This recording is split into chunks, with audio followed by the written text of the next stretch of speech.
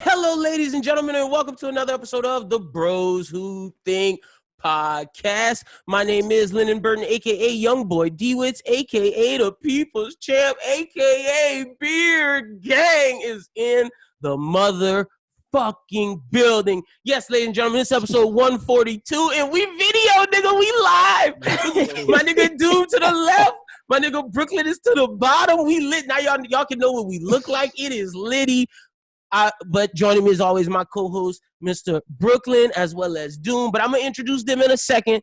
This week, we have a very special guest. This week, we have Baton Rouge rapper Jose Xavier on the pod, and we're here to talk about his new album. And look, every guest I bring on the pod, I am a fan of. But I got to give Jose the stamp of approval because this album is fucking flames. No skips. The message is great. It has a 3-level message, a story. Y'all got to check this out. And I don't even do this. Y'all got to check out Might Not Be Alive, Jose Xavier. Might Not Be Alive. That's our special guest. We're going to get into the interview in a little bit. But let me introduce my boys, the brothers, Mr. Brooqlyn. Brooqlyn, how you doing, bro? I'm doing good, baby. I can't complain. You know what I mean?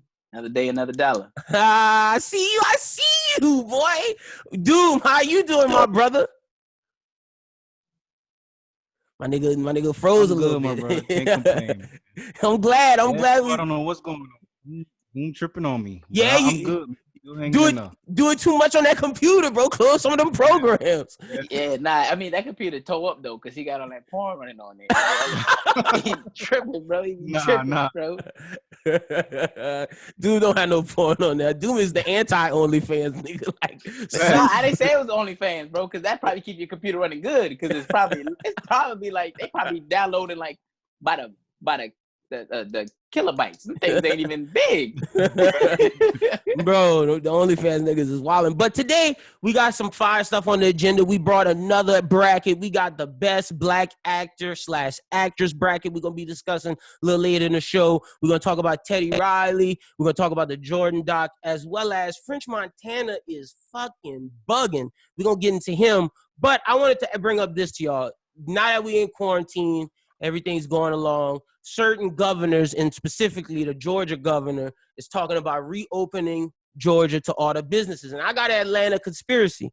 I feel like this nigga is only opening things to get rid of Black Hollywood, to kill off the black people in Atlanta so they can reclaim their city and get all of the black levels out of Atlanta being one of the most influential black cities. To me, this reminds me of the Oklahoma Tulsa bombing, but this is the legal way to do it, to get niggas out with corona. Because the first thing he said, oh yeah, barbershops gonna be open, strip clubs. Nigga, you're just trying to target black people. Like, what is this a viable conspiracy or am I tripping? I'm with you, bro. I think it's definitely possible. You know what I'm saying? I know they don't like that shit. Because Atlanta is a nice city, bro. And black people really took over that bitch. And look, I know I'm on my Umar Johnson shit, but I just feel, why else is Georgia the only place opening? Like, well, what you got? What you telling Brooqlyn? See, that's what I was going to say. I was going to let you finish what the lieutenant governor of Texas said. There's more important things in life than living, okay? He said, and I quote, there are more important things in life than living. If you're not living, what's more important? So therefore, I have to say that he's not the only governor. The thing is that they playing this weird game, right? Where you thought we was all in this together, right? That's what they've been saying the whole time. Everybody's working together. But now that it come time to who gets to open first, all of a sudden it went back to the red and blue. So all these red states in the South are together. South Carolina, Tennessee, Texas, they ready to bust the doors wide open. And all the Democrats, hold on. Can we look at the numbers one more time? So I don't know if it's really just Atlanta, because Tennessee is not a black state. Oh yeah, no, not Tennessee. No.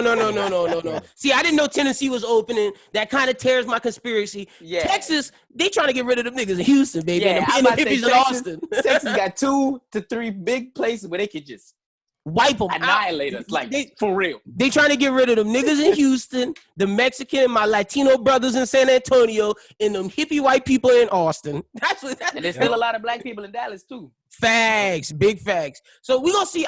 That's just my conspiracy theory for the week.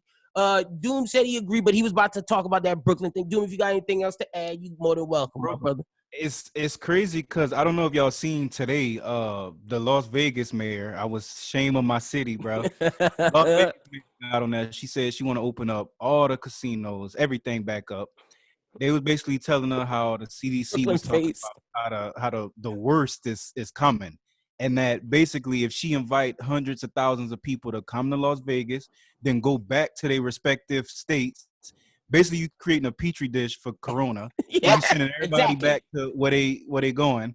You know what I mean? And they was asking if she had any kind of like measures or anything to keep social distancing when it reopened. And she was like, that ain't my job. I'm just the mayor. Yo, she was gonna kick the doors open and just she is let crazy. him run.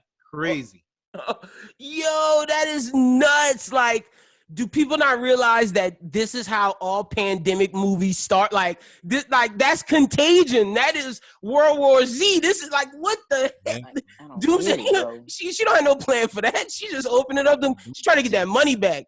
Yeah. Right. She just like, we need this funds. And I bet you all the people that's on her side, they was out there cheering like a motherfucker. Yo, yeah. That's why I'm so proud of Louisiana. Louisiana's like, nah, we are staying closed. The New Orleans mayor shut down the city. The numbers are starting to level out. Like Mardi Gras was bad for us, but nobody knew that at Mardi Gras. I'm not gonna blame that black lady. Like Trump wasn't taking that shit serious. Nobody was taking that shit serious. But now that she got the numbers and seeing everything, keep this shit closed, bro. I am not like Lafayette is at a good spot right now. I am in no rush, bro. No, and look, rush, bro. I can still go to the liquor store. I'm in no rush. My thing is, if y'all gonna try to bail out fucking Walt Disney, if y'all gonna try to bail out Apple, all these fucking billionaire companies, AMC theaters, send the public money, dog.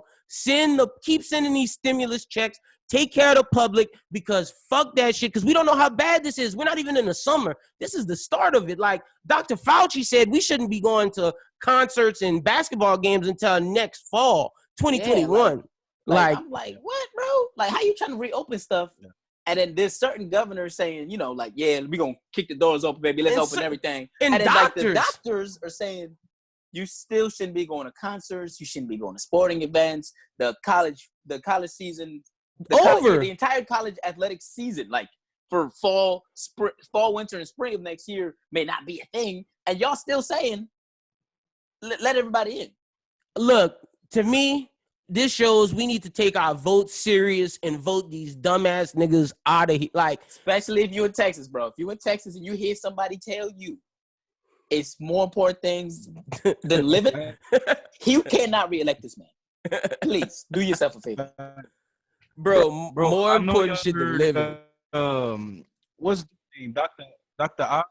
Y'all heard what Dr. Oz said? Wait, what Dr. Oz said? This nigga said that it was time to open the schools back in Florida because it's only a 3% mortality rate and only 3% of kids is gonna die. Dr. Oz, bro.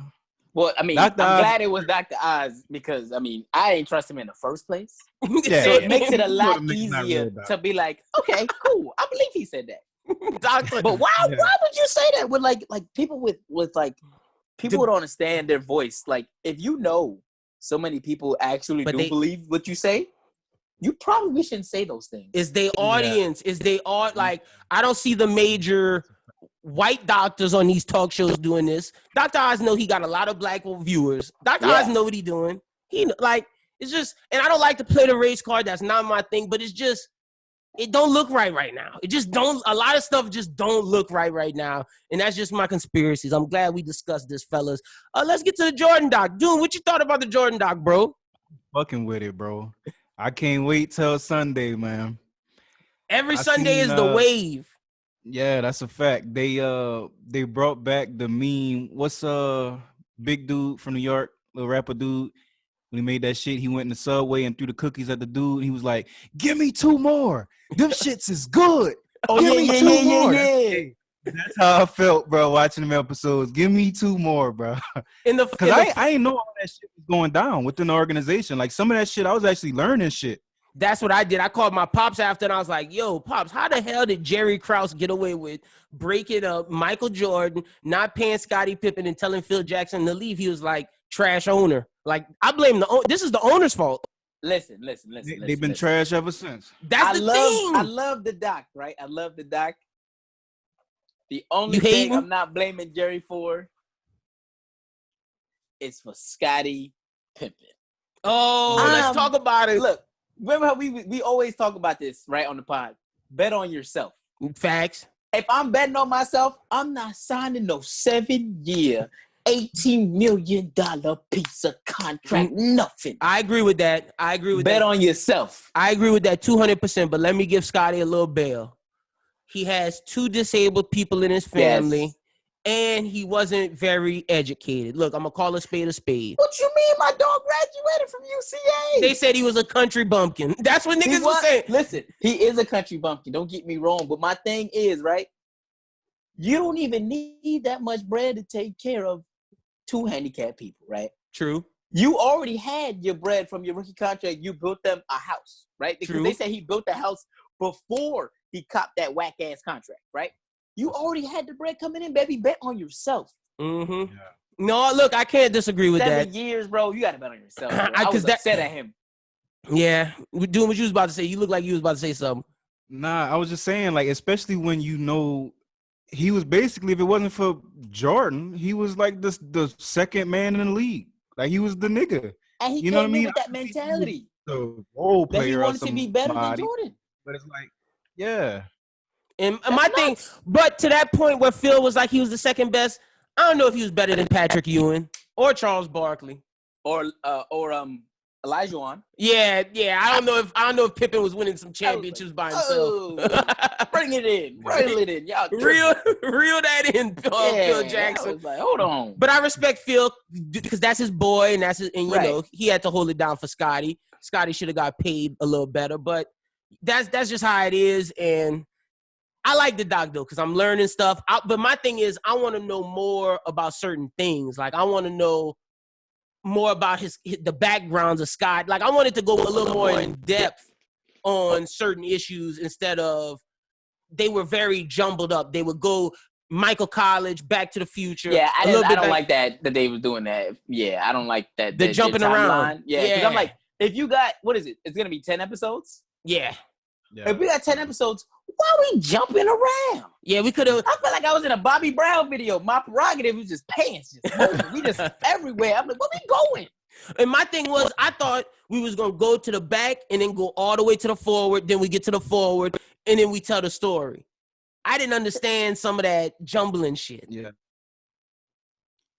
Yeah, we spent like a few minutes of my man's in high school and college. Then we was at him winning championship number 5. Then we went back to his rookie year. I was like, I don't know what's going on, bro.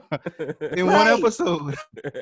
And then there was the one where it was like, we so far, like they got my feet wet, right? We like 4 or 5 games in to the 97 season. And next thing I know, we talking about Jordan when he 5 years old. Yeah. How did we get here?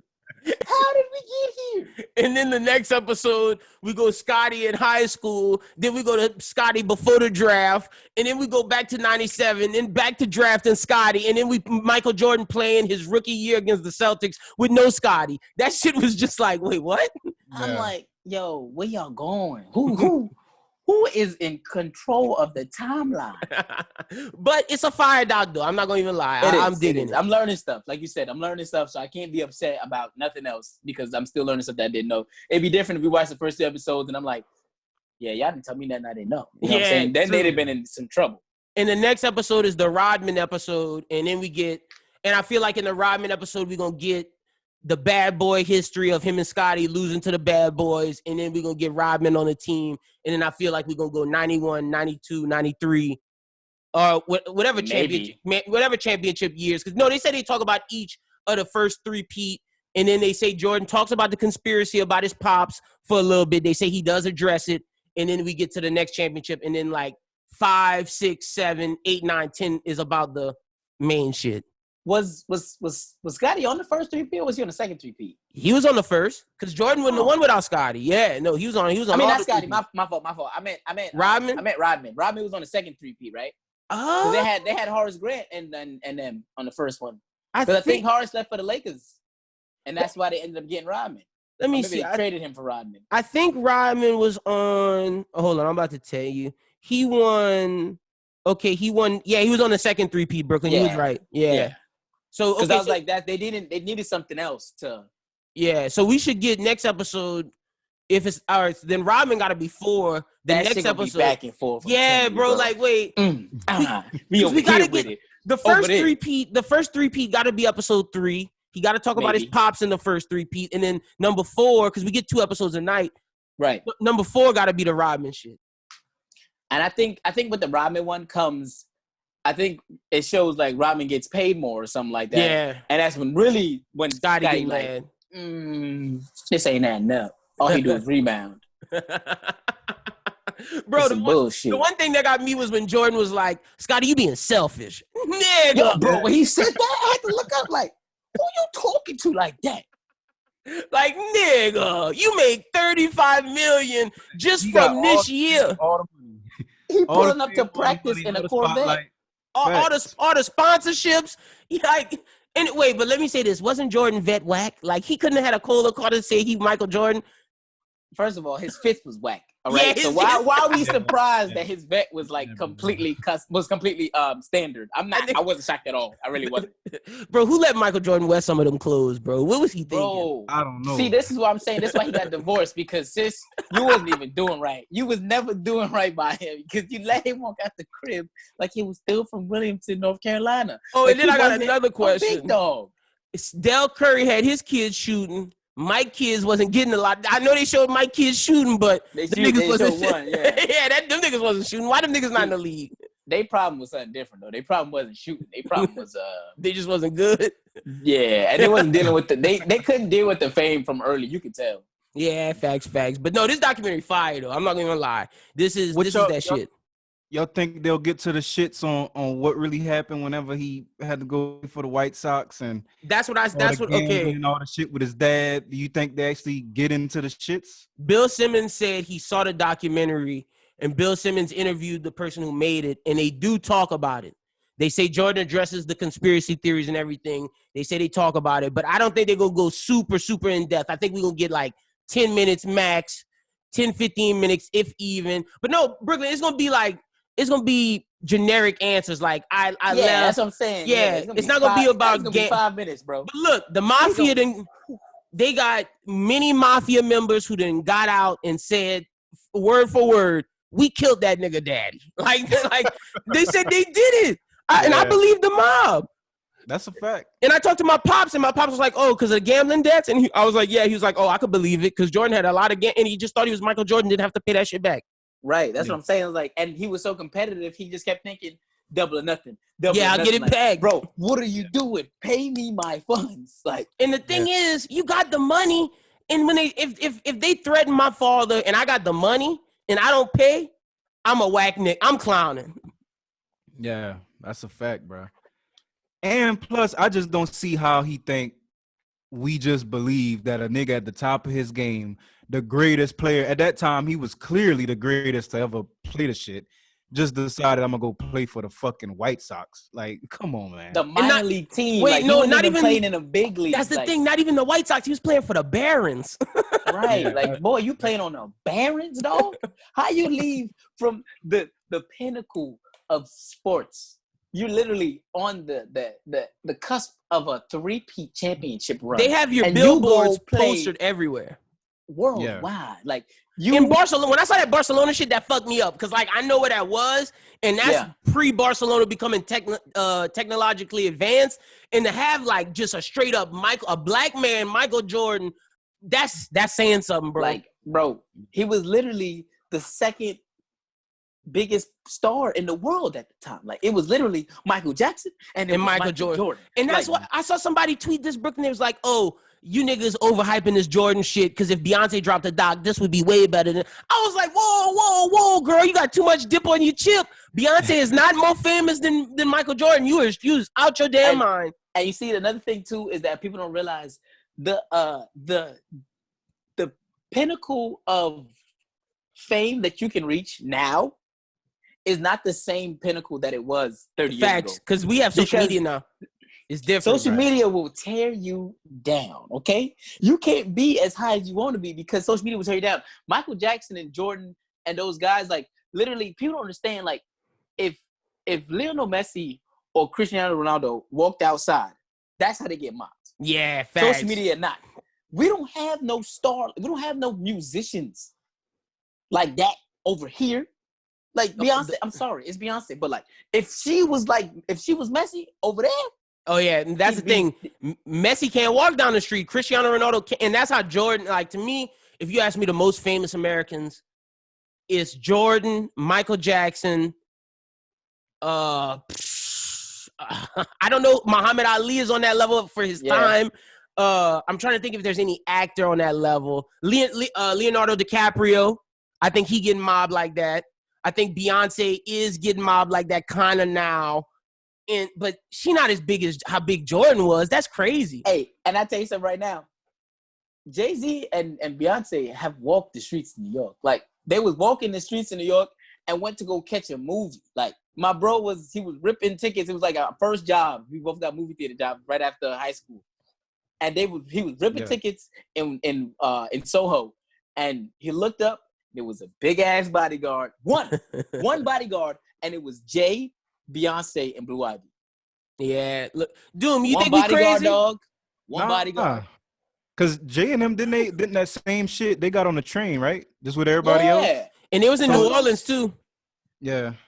That's what I'm saying. I'm like, with bro, you. y'all dragging it. Yeah, they don't have nobody more famous than Michael Jordan and Michael Jackson. They tripping. You ain't see when Homeboy was playing against him. He ripped. He was like, "Can I have your armband?" Like, he's taking the armband right off on me. Like, he didn't even let him take it off. He was like, and bro, give me this armband. Y'all saw when Mike looked at that kid. That kid tried to pass Mike that thing. Mike gave him. I was like, "Nah, nigga, nah. You just fuck them kids."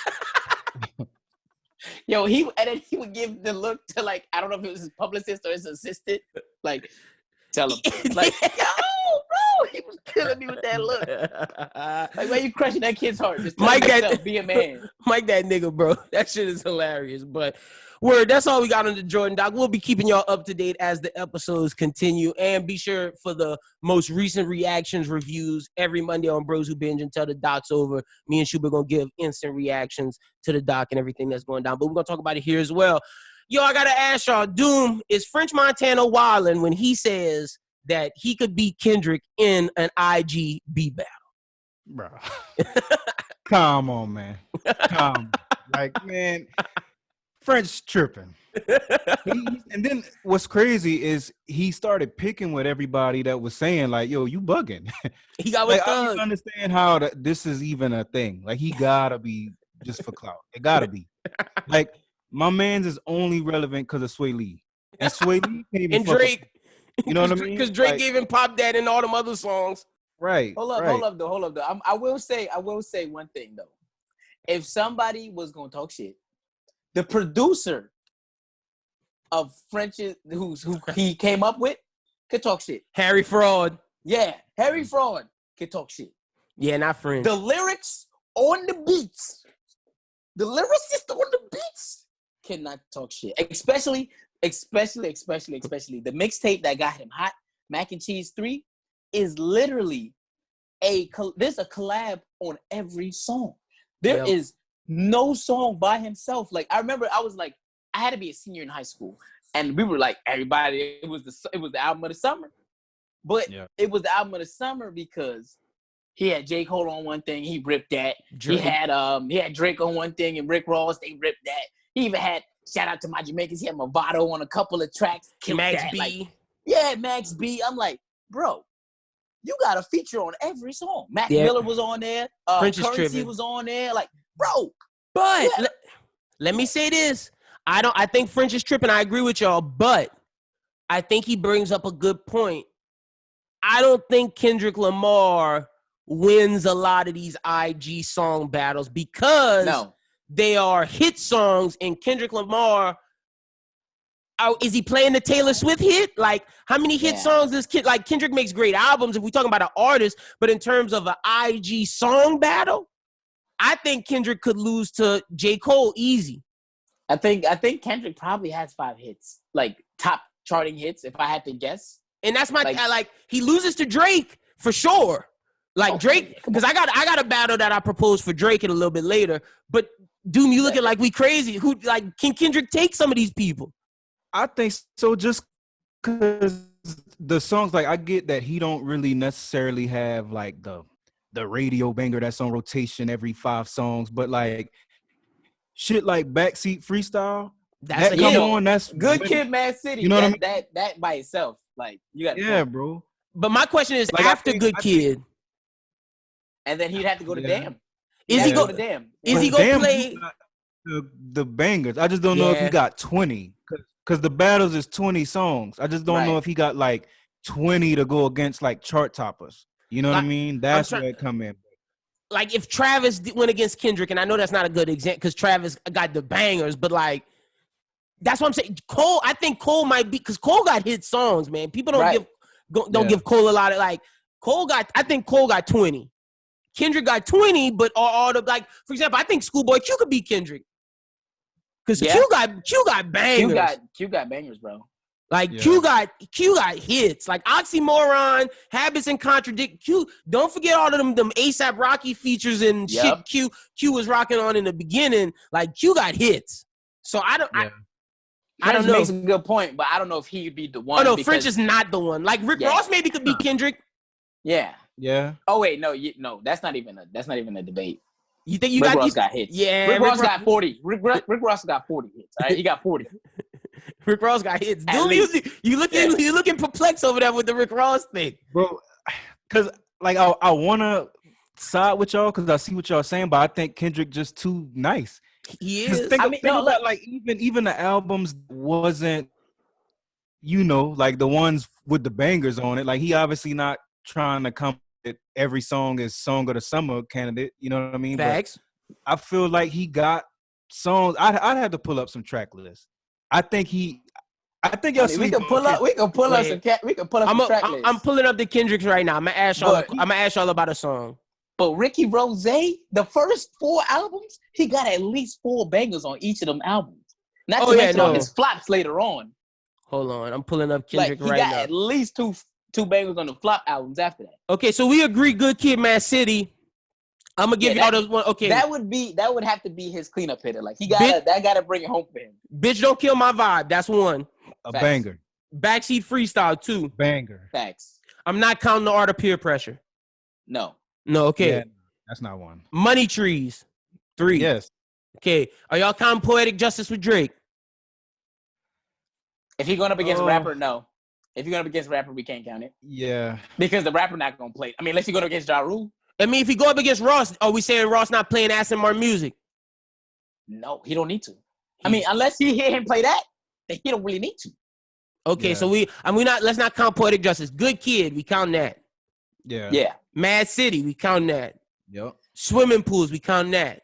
Oh, yeah. So we at 6 right now. Are we counting Sing About Me, I'm Dying of Thirst? I love that fucking song, but that's 12 minutes and yeah, I'm about to say that would be his if I'm going up against J. Cole type shit. That's not the if you're going up against a rapper in general, yeah. But we got 6. We got 6 strong right now. Yeah. Compton featuring Dr. Dre, we count that? I would. Yeah. Oh yeah. All right, 7. I'm counting Black Boy Fly because I fucking love that song. That song is a banger. Yeah. That's the one with Mary? No, that's by himself. That's Black Boy Fly. I used to be rapping about Aaron Aflalo. Yeah.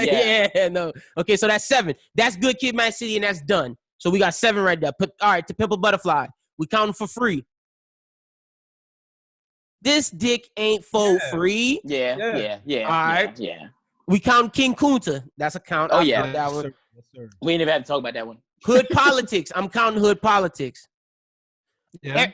Everything else in between there, You Are Right, For Sale, Mama. I'm not counting none of them. Yeah. Y'all counting Black of the Berry? Nah, not really a battle song. Yeah. And so the rest, y'all know about the rest. All right, Untitled Unmastered. Y'all giving any of them? There's one on there that I think is a banger, but I can't even think of it off the top of my head right now. There is a battle song. Okay, cool. Battle song. So we at 10 right now. Damn. DNA, 11. Mm-hmm. Yes, sir. Ya. We counting Ya? Sir. Okay. Element. Yes, sir. All right, that's 3. Loyalty with Rihanna. Yes, sir. We have 14. Pride. I can't remember how that one sound off the top. That's what I'm getting at. Yeah, I'm counting Humble. Humble, that's 15. Lust. Lust is like that's a chick joint. That's the poetic justice. We gotta put that to the side. It might actually be either that or Backseat Freestyle. That would be his 20th song, like the knock song. Well, he at 15 right now, and with the now countings, he close to 20. He close. Now let me count Rose hits because I think Ross might have it undoubtable. Let's do Ross. All right, I'm gonna go to Ricky Ross. I'm gonna pull up. I'm like, he got them. Not even like the club bangers. Like he got the bangers that made me want to go out the house and move the track. Look, y'all know how I get down with the gangsters. I'm telling you, bro. I'll be in the house with the baking powder. My mom, what the fuck you doing? Like, you know what I'm saying? Like, I'm telling you, that early Rose. So Port of Miami, we got Push It. We got Hustlin'. We got they got so many. We got the he could play the remix Hustlin' with Jeezy and Jay-Z if he want, but we're not gonna count that. He got For the Low. He got Cross the Line with Akon. I'm telling you, I'm out here. I'm already cooking up again. I gotta find a baking powder. He got Boss featuring Dre. That's 5 off Port of Miami. Right. That's the only 5 I'm gonna give. But I mean, some people could say other things. Let's go to Triller. I see Boss with T-Pain, Speeding with R. Kelly. Oh, that shit was my shit. Maybach Music #1 with Jay-Z. Luxury Tax with Doom. Wayne fam, when Wayne came on Luxury Tax, tell me that shit wasn't fire. Hard, bro. That was hard. I mean, y'all making your argument for Ross. So we got how much we had 9 right now, Brooqlyn? 9? Yeah, 9. Yeah. All right, I'm gonna get off of because we could have said We Shining, but I'm not gonna count that one. So we had 9. Let me go to Deeper Than Rap. Okay. Ooh. Maybach Music #2. Count. Magnificent with John Legend. Mafia Music. Usual Suspects featuring Nas. Rich Off Cocaine. I'm going to get drugs. All right, that's the only ones I'm gonna do with that one. Let's move to the next one. Shit, let's move my to favorite album. All right, which one we on right now? Let's see. We should be on. We on Teflon. Teflon. That's my favorite. That's my favorite Rose album. Oh shit, Freemason with Jay-Z. We count that one. Yep. Maybach Music 3. Yep. Live Fast Die Young with Kanye. Kanye came on that shit crazy, bro. I'm not gonna count Super High with Neo because that's a singing song. I'm not gonna count that one. Yeah. Blowing Money Fast with Styles P. Aston Martin Music, that's one of them ones that, Yeah, we can leave that to the side. We can leave that one to the side, but that one is a fire. All right, let's get to the next one. God Forgives, I Don't. Ooh, this one is Ross got some. That's my album right there, bro. I'm telling you, bro. Ross got some shit. 3 Kings. 16 with Andre 3 Stacks. So 20 ever. 16 my favorite song ever, bro. So Sophisticated with Meek Mill. Shit. He got Diced Pineapples, but we don't have to count that one. No, we're not counting that one. Shit. And that's all the ones. And Jesus Pieces was hard. Yeah, that is. I'm looking with Stally. Yeah. Is that the one that These Niggas Can't Hold Me Back is on? Did we count that already? Or is that No. I didn't say Hold Me Back. That's on this one. Yep. Pray For Us. The intro is hard as hell too. Oh yeah. We over 20. We at 24 right 24. Now. And then we could get to Mastermind, Hood Billionaire, Rather Than You, and Port of Miami 2. All got bangers. And Black Market, to me, niggas didn't really fuck with Black Market. On that shit, bro. But Black Market was fire. Like, fire. Doom, before we get off of this, how you feel about French Montana with Thug beefing? Thug said he got more hits than him. I don't know.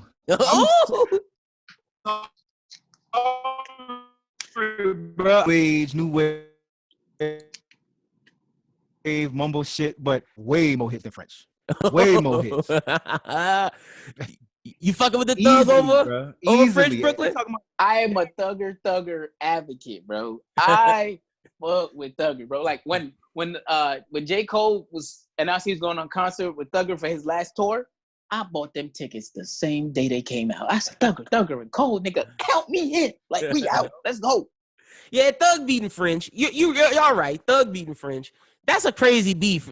French got to be trying to sell something. Yeah, I was about to say, I was like, French is a really smart marketer. He did drop he did drop a song. I think he dropped a song today, if I'm not mistaken. But that song don't even sound good. It's like you can't trust them New York niggas, man. You can't trust them. If they start the beef, they up to no good, bro. They got something up their sleeve. Tell you, yo. Oh yeah, he got a song. That's a fact, and it's just by him. That's why he trying to promote all his non-feature songs are garbage. and that's the thing too. Like, you can't try to reinvent yourself this late in the game, right? You've already made a statement for yourself. You the feature king, bro. Yeah, it's making you bread. Keep doing what you're doing. And honestly, I know you don't want to break off other artists, but it is what it is, baby. If it's making you money, it is what it is. I know New York niggas in the media was talking that he beat Tory, but I still think them Tory songs. Biased. Yeah, that's a biased opinion. I don't think Meek Mill got more hits than Tory, especially if we count all his mixtapes. That's tough. I mean, because that's hard though. That's hard because I'm just a Tory fan. It's definitely debatable. Yeah, that one's debatable. But French, no, nothing's debatable with French. Like, I can't. I'm still trying to think of somebody who he can fairly compete against. I've been thinking about it this whole time. French got to compete against like DJ Khaled with his features. Like, I don't know who else. That one, you know, he would lose that one. Yeah, he would. He would. He would have to do like who the other nigga that tried to do that? Was that DJ Drama? Drama tried to do that once. Yeah, there we go. That's who he can compete against, Drama. But like, look, if we count Drama mixtapes, he just come on and say Gangsta Grills. No, we can't do that. No, that's cheating. That's cheating, bro. He don't say nothing. Because Drama be there. Like, low key, let's think about Drama the DJ king. Yeah, let's think about the mixtape. Does Drama beat Clue? Because I know you're a New York nigga, Brooqlyn, but to me, Drama beat everybody. Drama, like, that's what I'm saying. Drama is like the mixtape kings, and then Drama is way above that. Like, yeah. Bro, like, listen, y'all can do your thing. Clue killed this shit. You know, everybody did their thing, their little thing, whatever on them intros. But like, if I hear Drama's voice, yeah, if I hear Gangsta Grills, you bastards, it's over. It's ready, right? I know that this album. All right, let's get it. I wish Drama would have did something like Khaled, where but he tried. It just didn't work. Yeah, it's hard, bro. It's hard because once you get in the lane, it's hard to get out of that lane, especially when you've been doing it so well for so long. Yeah, that is true. Nobody want to hear you Drama. We don't want to hear nothing else other than the same stuff. All right, I got a fictional battle for you, hypothetical. I'm gonna start with Doom. Who wins this? Jay-Z, Drake. Ooh. I knew that's who it was. When you said you got one for him, I knew that's who it was. That's the only person. It's so tough because I feel like Jay, one of the people, you just can't do him like that. But I feel like Drake wins any battle. Yeah. I don't know if anybody beats him, bro. Man, we talking about hits. That's my thing. Hits. No, nobody can beat him. I don't even think Wayne beat him. Hits, bro. We talking about hits. Like, yeah, we talking about straight hits, bangers. Like, nobody beat. Does Wayne beat Jay-Z? I don't know. I might not. That one would be. Yeah. You that think would be something that come down to like an opinion type shit. But I feel like it would be somewhere like, even if we took like a poll, it would be so tight. It'd be like Wayne won 52 to 48 or some shit like that. I think it depends on the judges. If it's like one of them, like, because if they get all the New York niggas in the comments. We could do it nationwide. Because I feel like if they do it nationwide and they did it like that, I feel Wayne like might win. It would. That's what I'm saying. That's what I'm like. Because Wayne's influence from the Southeast goes all the way to Cali. Yeah. Bro, they kind of stops. They tried to say the Joe Budden pod tried to say mixtape Fabulous would beat mixtape Wayne. What the that battle's going on right now, by the way. Is it? Yeah, Rory. With Maul. He's doing Wayne, and then Maul doing Fabulous. Yeah, Maul is crazy, bro. Mixtape Wayne, you could play from Dedication, No Ceilings, The Drought. Like, bro, Wayne don't lose. What the fuck? And bro, I understand that the Soul Tape shit was great. It is on that. But come on, man. Wayne has bro. At least 20 classic mixtapes, bro. Come on, man. The Drought 1, The Drought 2, The Drought 3, Dedication 1, Dedication 2, Dedication 3. We had 6. No Ceilings. That's Louisiana series. Like, come on, man. Yeah. Stop playing. Do we count The Leak? Is The Leak a mixtape? Yeah. You got to. the pre-Carter 3 mixtape, the one that was all the leaked Carter 3 like, bro, Fabulous does not win that, bro. I'm sorry. I'm sorry, bro. All you got is a Soul Tape series. Yeah. What other mixtapes? Summertime what Shootout. Other mixtapes. Bro, I told Chris earlier. He's literally the new age Ja Rule. What mixtapes? Yeah. Like, he's the one that took the I'm making rap music torch into the after 50 demolished Ja Rule. Fabulous picked up the torch and brought it to the next, the Generation. next dude. Yeah. Right. Like, I don't get that. What you saying, dude? Nah, I was telling Krista earlier, bro. I was like, if they let Fab win this battle, I'll never listen to the JBP ever again. Yeah, I might. I'll never listen to that shit. Yeah, everybody say their opinion is completely null and void. That's some that at all. That's some New York bias, bro. Like bro. You got to get over your biases at that point. Nah, but you know what's crazy though? I know a lot of dudes in New York who think Fabulous is trash. But so that's funny to me that there's a bias for him. I fuck with Fab though, but like he not the Fab's fans are women. Yeah, there's a lot of bro. Like, bro. Like, they'll be the ones that be putting him in their top 10. I'm like, he's in your top 10. Yeah, no, Fab not top 10. Fab like in the 20 to 50 range. Anywhere around. You tell me in your top 10, I know your music tastes trash. I'm like, say that, sis.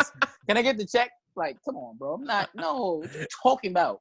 All right, I got another hypothetical battle for you. Who you think win, Doom? Bow Wow or Romeo? Oh, Bow Wow. Hands down, bro. Easy. And I always want to like lean into my Louisiana. Yeah. Bow Wow is the clear winner right there, bro. Yeah, that is. I remember when we was young. Not even a debate. Bow Wow on against Soulja. Oh, that's a good one. That would be a better one. But I still think Bow beat Soulja Boy. You think so? I don't know. I think Soulja got. I say Soulja. Y'all say Soulja? Oh, as far as like just hit strength, bro. Like we talking about Crank, that was probably the biggest hit of the little new wave, that ringtone era. Lynden gonna act like he didn't out of my all system, the like other hits though. I like. Hold on, I'm gonna pull up. Let's pull it up. Then we doing it. Let's do it. I'm gonna pull up Soulja. Speakers going banger and shit. Like, I'm gonna go fronting, bro. I'm gonna go Bow Wow first. Out the bed, turn my swag on. He fronting, bro. Hold on, I'm gonna do Bow Wow first. We're gonna do Bow Wow first because I know Soulja got hits. Let me do Bow Wow just so I can show y'all that y'all disrespecting Shad Moss. No. I'm not disrespecting. What I'm saying is, you know what? You know who's a good person for Bow Wow to go up against? Fabulous would be a good person for Bow Wow to go up against. Bow Wow because they both Fab would be Bow Wow. Well, yeah, but they in the same kind of lane as far as what we could count for Bow Wow and what we could count for Fabulous in terms of the love making rap songs. Him going up against somebody like Soulja knocking him out the park. So hold on, man. Big Soulja. Hold on. Man. We talking about Big Soulja. Look, not him as a person. We talking about him as a musician. No, right? I know. My Apple Music was true. Hold on. So okay, Bow Wow got Like You with Sierra, hit. Shorty Like Mine, hit. Yeah. Let Me Hold You Down, hit. What? That's not a hit? That's not a hit? I'm laughing because you just made my point about they all love making rap music. Yeah, they is. He F-A-B-O-L-O-U-S. Ain't Thinking About You with Chris Brown, that's a hit. Out of My System, that's a hit. Girlfriend, that's a hit. Shorty Like Mine, that's a hit. That's 7. Hold on, man. Hold on. All his hits is the same category. That's 7. Hold on. Let's get down on Bow Wow Unleashed 2003. That's a hit. Fuck. My Baby. That's a hit. Facts. Get It Poppin'. That's a hit. We had 10 right now. Bow Wow got 10. Let me go to 2 of them. Only 2 of them is not about making love. Fuck you, nigga. Soulja Boy might win. Bro, he was killing it back in the day. Don't get me wrong. I'm telling you, he had me in the club. Bro, like they used to kill it, bro. But I'm saying. Hold on, let me pull up Soulja hits because Soulja might win. In terms of me being in the skating rink as a kid, if I wasn't with no shorty, I didn't want to hear none of the Bow Wow songs, bro. Kiss Me Through the Phone, Crank That, Pretty Boy Swag, Turn My Swag On, Trigger Finger, Swing. Bangers. So that's 7 right there with Swing. Let me pull up. I got to get the first album. Why are they not showing me the first album? Because the first album got some hits on there. Birdwalk. Ooh, that's 8. Gucci bandana. Ooh, come on, man. Bangers. Rubber band. Ooh, that's 11. Yamaha Mama with my yums on. Oh, Soulja Boy, tell him. Yeah, Soulja Boy whoops his ass. Yeah, Soulja Boy be Bow Wow. Big Soulja. That like speakers like, going hammer, bammer. Nah, Soulja was my nigga, bro. Bangers for days, bro. We don't give Big Soulja Guwap his props. Yeah, bro. Facts. Why you think he went up to the Breakfast Club going crazy like that, man? No, you right. They don't give him the props, bro. They don't be giving it to him, bro. Y'all right. Okay, Soulja Boy be Bow Wow. Okay, I'm with y'all. Y'all convince me. He just be going about everything the wrong way. Yeah. He got the hits, bro. He just be going about things the wrong way. I'm never gonna let you disrespect Fabulous again with that Brooqlyn saying Fabulous should fight Bow Wow on the beat battle.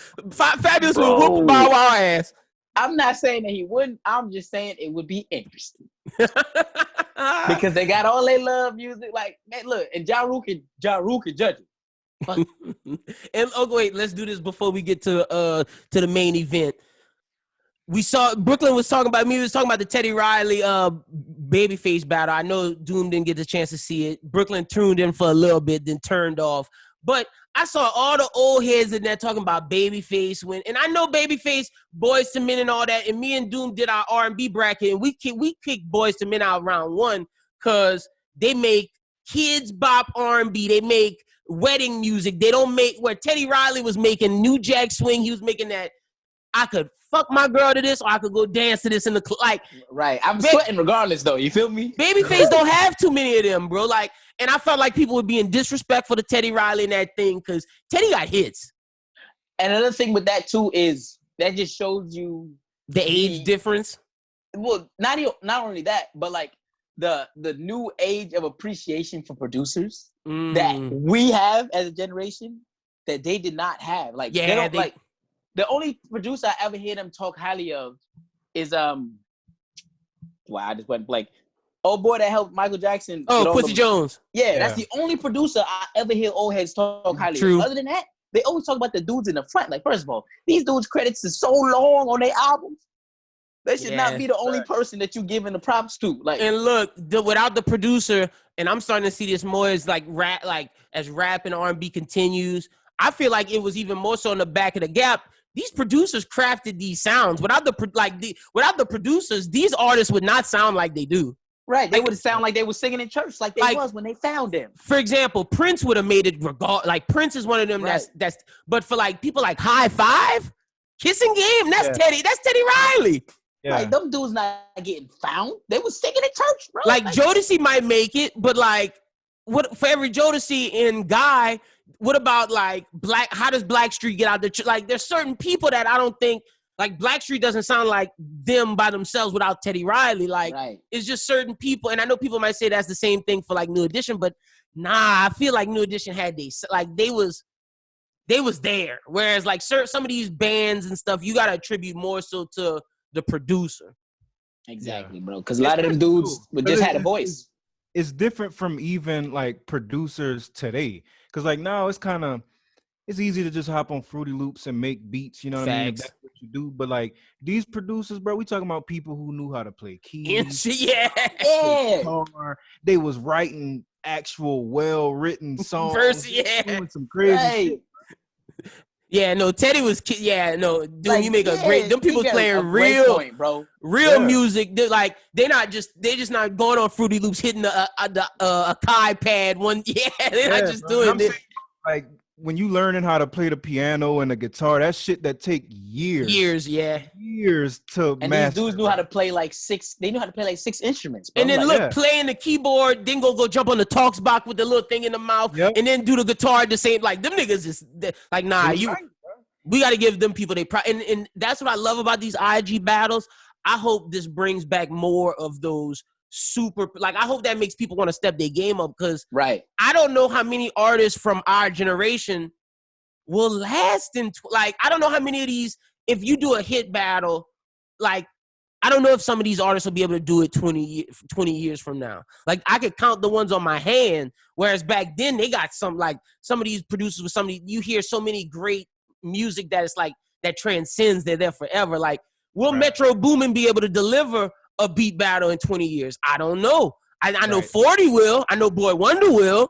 But that's because Right. they work with Drake. Like, it's like, I don't know if, for example, will Tay Keith be able to do one in 20 years? Damn it. I was just about to say Metro gonna have to go up against Tay Keith. I was just about to say that. Like, I was literally like, that's what they're gonna have to go up against each other, bro. And I actually caught some heat for saying what I said. It was maybe 2 or 3 episodes ago. We was talking about this exact thing, and I said something about Uzi, and I was basically saying like, bro, 20 years from now, we not looking back at I agree. Uzi catalog like, oh my God, he was, you know what I mean? Like, It's amazing. I don't think Somebody got to Uzi remind is me. bringing off at the family reunion 20 years from now. Fuck no. Like, that's not happening, bro. I'm Like, gonna turn around that- like, what the hell but you just played? People was mad at me for Yeah, playing. no, you got heat. People was mad, bro. Doom got heat for that. Like, he really did. And I love Uzi. Don't let that get confused. I love Uzi, but I Same. just don't think as far as like that type of talent. He's not that. He's not that. No, he's Bro, not. there's no way in 20 years when we are like in our 40s, we playing trap this way at the family reunion. No way. I really can't see me doing it. I A new can't. paddock on my wrist. No. No, we're not doing that. We're not doing that. I'm not even playing Love Is Rage at the family reunion. I'm not playing. I'm not playing none of that. I'm not playing. The only one maybe is P's and Q's, but that's just because they got a nice sounding beat and the lyrics Right. aren't too bad. But like, I'm not playing All My Friends Are Dead. No. Right, I'm not playing none of that, bro. Like, yeah, it's slow, bro. I'm not playing that. No fucking way. All right. Oh no, we have one more thing before we get into the main event. Young Money Radio this Friday at 7 Eastern. Lil Wayne is hosting his very first episode of Young Money Radio. He's gonna have heavyweights calling in to discuss sports, music, comedy, and everything in between. He says he's gonna do the first couple of minutes on IG Live and then jump over to Apple Music for the full broadcast. Are y'all interested in Young Money music? Young Money Radio. I'll start off with Doom and then we'll get to Brooqlyn. Bro, I still don't even really know what it's for. What's the purpose? Like, It's just him. It's just him doing something in quarantine, just doing like a radio show with Apple Music. Like, you know how OVO Radio was or Queen Radio? He said he's going to be talking sports and movies and comedy. So it's going to be like a talk show with Wayne. I'll check it out. I'll peep game. I'll give it a chance. So, I mean, it's good enough to get my attention. But And Doom, this is what we talked about with the Carter 5. It's like, or whatever Wayne most recently dropped when we was talking about M. It's like, I do want to see him do this podcast. I want to hear if Wayne can talk sports. So maybe this could be it. But like you said, I'm going to just give it a 1 episode shot and then see what's up. Because I don't know how this is going to pan out. Brooqlyn, you interested in this? You seem like, nah. I'm going to, like Doom said, I'm going to check it out. But I'm going in with the bar set really low, baby. Because it seems like every time Wayne talk, he put his foot in his mouth. Yes. Yeah. I'm like, oh, you're going to talk freely. He better than Boosie, though.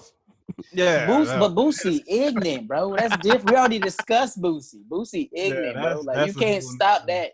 I just have to throw shots at Boosie, you know. But the thing is, like, he be drinking that Boosie juice. No, fuck no. Don't do that to me, nigga. Nah. Even when Wayne would be on like ESPN and shit, bro. Like, I don't think, you know what I mean? Because like, I ain't gonna lie, he's smart enough to make great points. I just don't think he's like the person I want to listen to talk for 3 hours. You know what I mean? Oh, no. He got to have a 30-minute show, 30 to 45 max. Like, I need an hour max. That's it. Don't go over the hour because I don't know what you're going to say once we get to hour 30. Unless you're telling stories. If you're telling stories, I'm here. Tell me all the stories about you and Cash Money, all that shit. But if you're just talking about your sports opinion, oh, yeah. I don't want to hear that for that. No, Hell no. Fuck no. Hell no. All right, but let's get to the bracket, the main event. This is the best black actor bracket. So I'm going to go through. We got the North. Brooqlyn going to rename all these regions, of course, but we got the North region, the South region, the West, and the East. Let me start off at the North. Will Smith at number 1. He's a 1 seed taking on Terrence Howard, 8. Wesley Snipes, number 4, taking on Chris Tucker, number 5. Number 3, Alfre Woodard, taking on The Rock. Number 2, Samuel L. Jackson, taking on Halle Berry.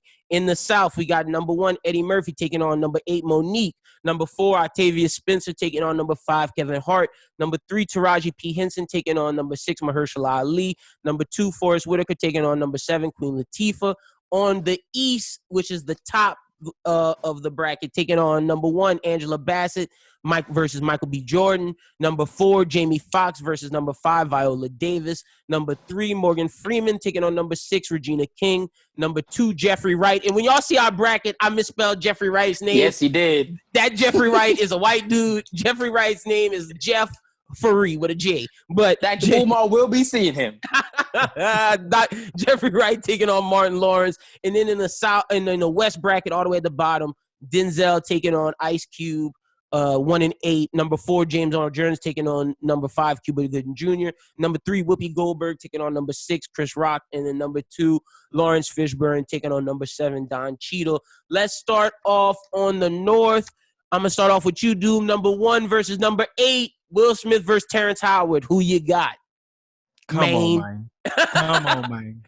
You know Will gotta win that one. I love Terrence Howard too, bro. I love the ignorant shit that can work in mainstream. Like, I love it when black people can be black in mainstream. I like that shit. But come on, man. Terrence Howard fucked himself up. Black in mainstream. Terrence Howard fucked himself when he left Iron Man. That nigga should have stayed as War Machine. He couldn't help himself, bro. He asked for more money than Robert Downey Jr. He was clowning. What is wrong with you, He ignorant bro? for that. I never knew that. You didn't know that? You didn't know that nigga asked for more money than Robert Downey Jr. He was like, oh, I need more money than him. Like, nigga, you are not Iron Man. You War Machine, nigga. Like, what is wrong with you? So, all right, I got Will Smith as well. Brooqlyn, I know you got Will. Yeah, we got Will, man. Hell Come on, man. Come on, man. All right, let me jump to Brooqlyn because this is hard for him. At number 4, I got Wesley Snipes versus Chris Tucker. You would think it would be that hard, right? But it's really not, for 2 reasons. The first reason is Chris Tucker, like, had the mental health thing going on, whatever. He stepped away from Hollywood. Rush Hour is not strong enough. Oh! For me to put you over Blade, baby. Hold on, let me give you some Chris Tucker movies before you discredit my brother. I'm not discrediting them. I'm just saying. Give it to me, baby. Give it to me. All right, so we got Rush Hour 1, 2, and 3. Mm-hmm. We got Money Talks. Mm-hmm. Fire. We got Friday.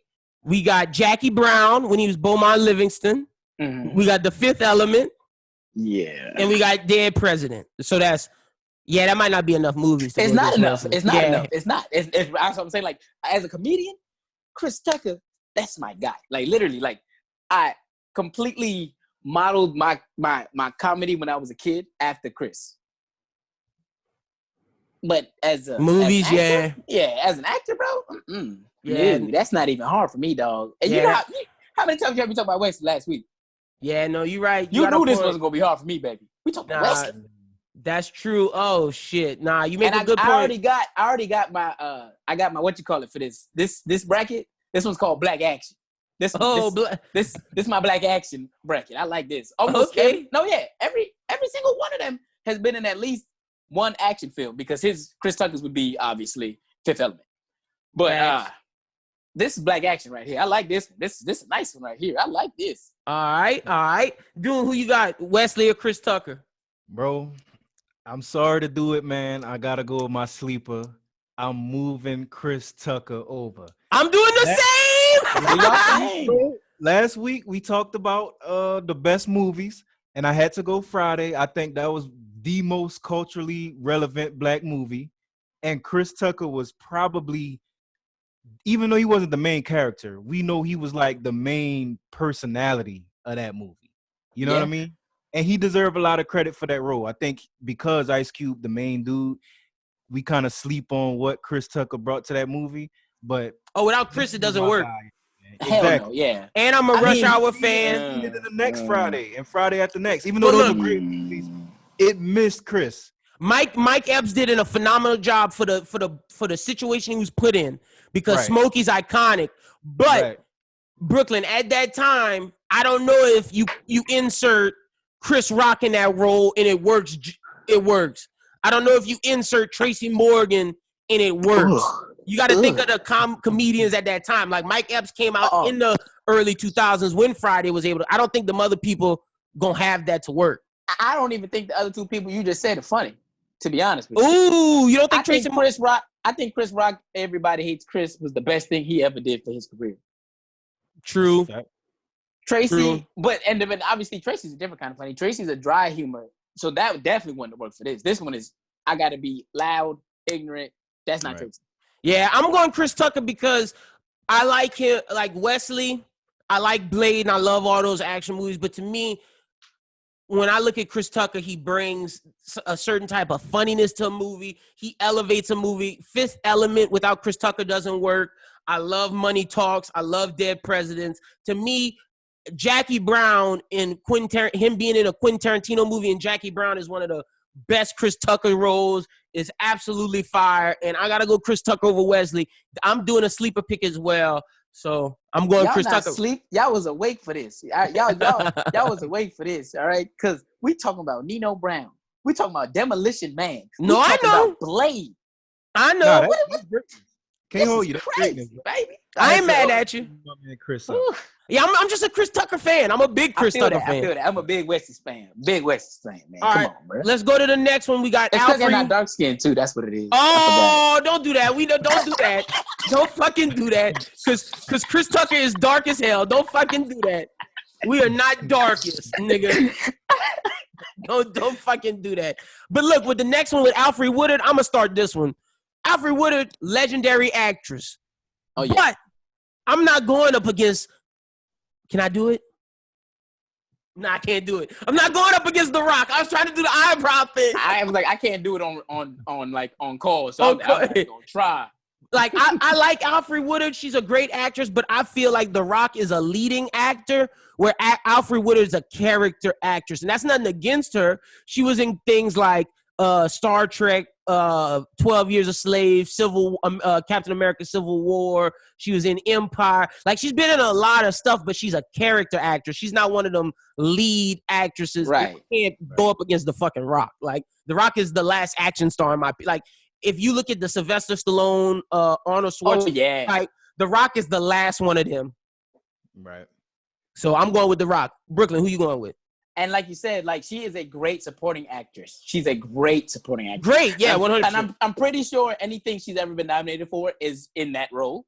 But as far as like I said, we going black action, baby. I mean, like, and I know he's not technically black, but y'all know what we talking He is shit. Right? He brown, baby. He brown. So y'all know he get it. Because I know there be people out there, bro. I know they be coming out there, they be coming out the woodwork saying, I ain't gonna put The Rock.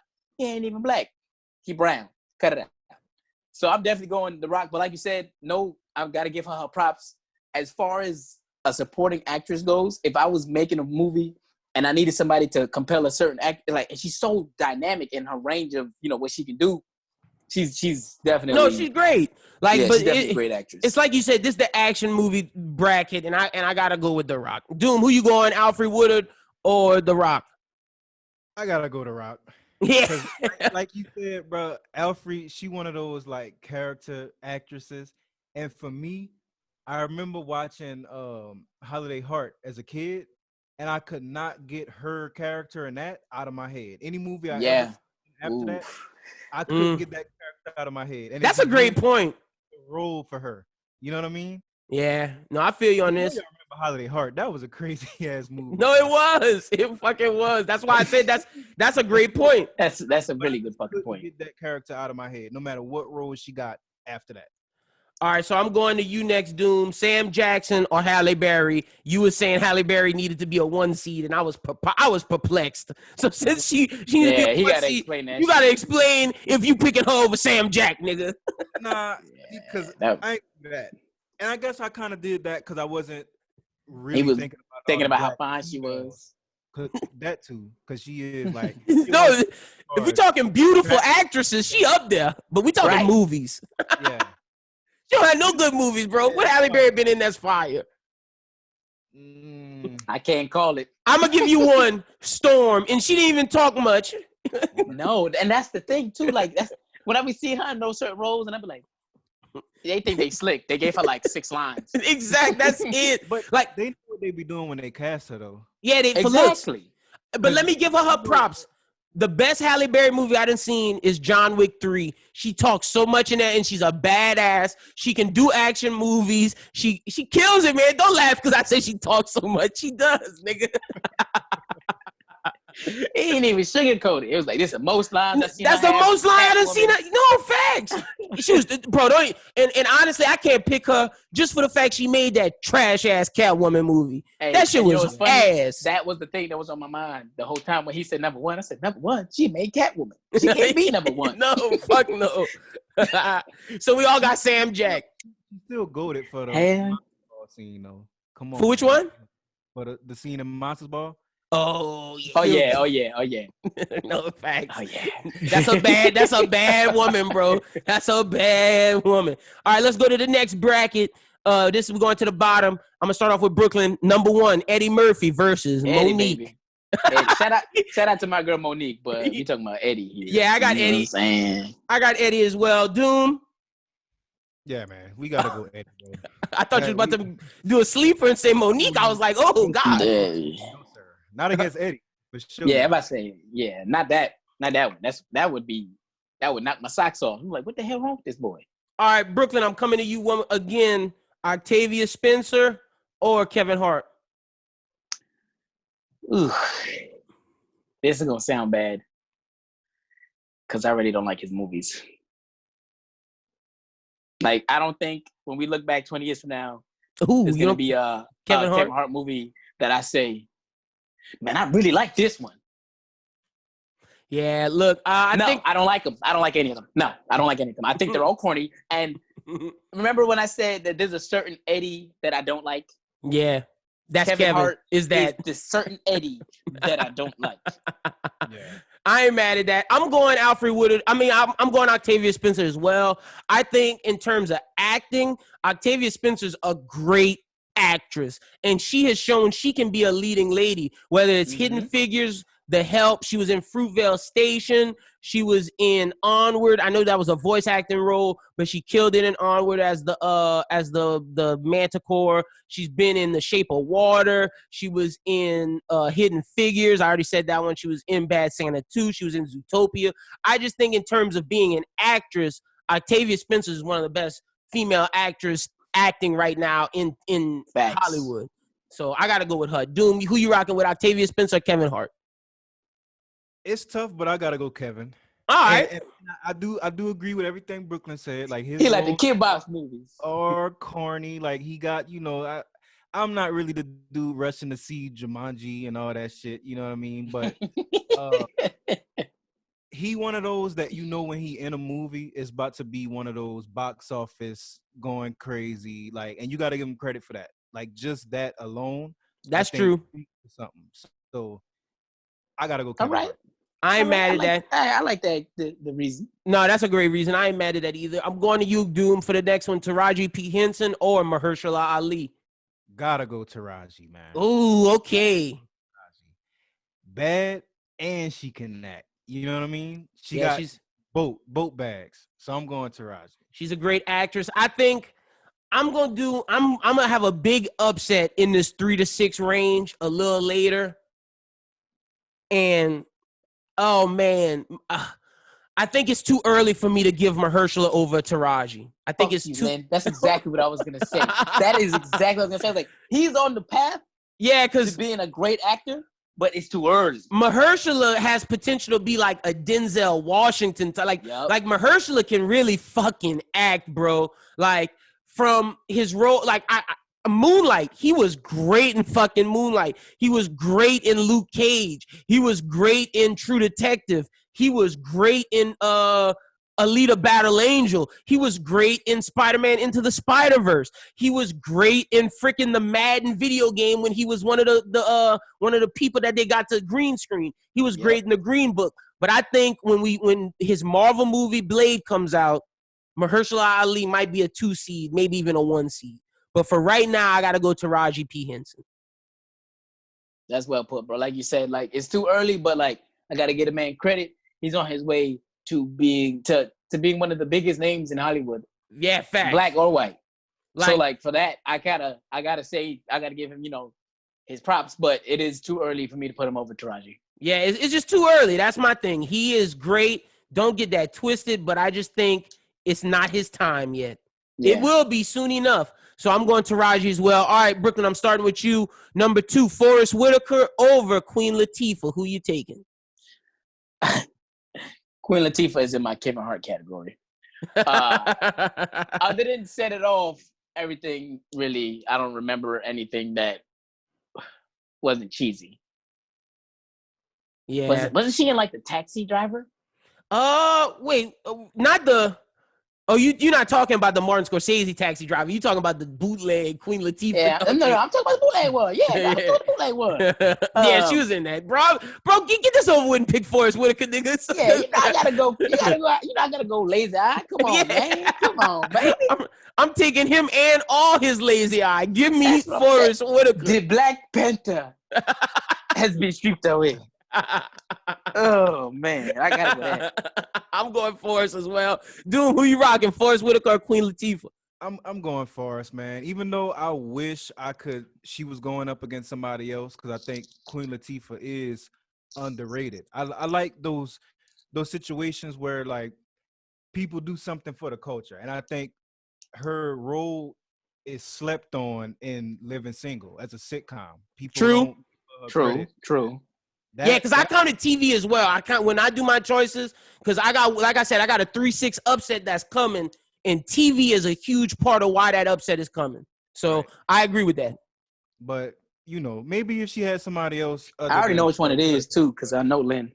No, I know Lynn like the back of my head. I know exactly why. It's coming, bro. I know exactly where it is. All right, so I'll start off the next one. Angela Bassett versus Michael B. Jordan. This is a 1-8 seed. We're over to the right side now. Look, the same thing I said about Mahershala, I'm saying about Michael. Yeah, Michael is great, and Michael is one of the best young black actors, but to put him over Angela Bassett, it's not time. That's why he's an 8 seed. Michael is young. He's coming up on his career. Like I said, if we redo this bracket in 2 years, it could be different. But for right now, Angela Bassett, when you think of black actresses, she's the queen. Like, she's a 1 seed for a reason. You can't pick anybody, like, in terms of female actresses. I can't tell you many that's better than her. She's that woman. So I'm going Angela Bassett. Brooqlyn, who you rocking with? I'm going with Angela, baby. You put it well said. Like, I mean, but honestly, even in a couple of years, obviously he wouldn't be no 8th seed. But like, there's not a lot of male actors that have done what Angela has done. Facts in her career and in her career in general. Like, Angela's everybody mama, baby. Come on, like like from she the Black Panther mama, she Biggie mama, like she Michael Jackson's mama. Yeah, bro. Come on, man. And Angela, that woman, bro. Got to give her props. Doom, I'm assuming you going Angela Bassett as well. Yeah, I'm going Angela. I mean, Michael, he definitely on his way. He done already got some iconic roles. He got 2 really iconic roles, but you got to go Angela. He got 3 shit. He got Creed, Killmonger, and then I'm gonna give the Fruitvale Station for History. That's iconic. Yeah. So he got 3, but Michael gonna be a 1 to 2 seed very soon. All right, Doom, I'm gonna start with you with this one. Jamie Foxx, Viola Davis. Oh man, this was another tough one. I'm still actually kind of flip-flopping, but I think I'm gonna go Jamie. Okay. I ain't mad at it. Because of the different bags he can get in. He obviously, he a comedian. Like, he can do comedy, but he also showed over time he can take serious roles. You know what I mean? Like, real roles. He's not just the Kevin Hart dude that's in it for laughs all the time. He won an Oscar. So, right. I think Ray is one of the coolest movies ever. So it is. People. This one is so fucking tough for me, man, because if you ask me who's the better actor in the sense of acting, it's Viola. But if I get rid of Jamie and I lose his roles, I think I could lose some of Viola's roles and get away with it. I don't think if I lose some of Jamie's roles, I don't think anybody could maybe replace him. Fuck, bro. Fuck. I'm going Jamie Foxx. Yeah, I'm going Jamie Foxx, and I'm not going to be upset at myself for it. I'm going Jamie Foxx. Brooqlyn, where you going? I'm going Jamie. This motherfucker did a musical, baby. Like, how you go from doing a sitcom to remaking one of the most famous musicals in American playwright history? True. Like, come on, Jamie, Mr. Fox. Jamie's that man. Mr. Fox. All right, I'll start this one 3-6. This upset baby, alert, baby. Upset alert. I told you I knew Look, it was. Morgan Freeman, iconic man. Morgan Freeman is the world's narrator. He played God. But if you talk to me about actresses, what has he done? Yeah, like, look, he was in Shawshank Redemption. Cool, Morgan Freeman. I'll give you that one. Cool. That's it. That's all I can But do. to me, she shouldn't have been a 6 seed. She higher than a 6 seed. There's no better black actress right now better than Regina King. If you have seen Watchmen, if you have seen If Beale Street Can Talk, if you have seen 7 Seconds, if you have seen American Crime, The Leftovers, Huey and Riley fucking Freeman, like, what are we fucking talking about? Like, Regina King is amazing. Like, there is no better black actress in Hollywood right now than Regina King. And to see the way she turned it around from being Ice Cube's sister in Friday to now the biggest actress in Hollywood, arguably, and had arguably one of the best shows on television last year with Watchmen, I got to go Regina King, man. And I'm not upset at myself for that because Morgan's great, but I just respect and love Regina King so much. So I'm going with her. Doom, where you rocking? I'm with you. I'm with you all the way. Regina King, man. She was a part of Friday, and you know how I feel about everything that she's been doing since. And you gotta look at like where everybody else from that cast kind of went post Friday. You know what I mean? Like outside of Ice Cube, you know, they still remain those iconic figures, but you know them for Friday. You know Facts. what I mean? No. But you know, she doing her thing, bro. I gotta go Regina. That's another sleeper one that I, like you said, I don't feel bad about that one at all. Honestly, Regina King might have the best career post Friday. Facts. Like, Yeah. I don't know. Because Ice Cube don't count because technically Ice Cube is the possessor of his path. Yeah. You know what I'm saying? So Right. It don't count, nigga. You just put your name on it, And we talked about Chris Tucker. John Witherspoon is a legend, rest in peace. Right. But he didn't do too much. And I can't think of nobody like Debo ain't do shit. So that's Brooqlyn. Who you rocking? I'm going with Regina. My question is to you: why the fuck was Morgan a 3? Like, because when I see the name, the first thing I thought of is what has he done? Like, It's just he's been a great supporting actor. He is a great supporting actor. It's the He support the fuck out your film.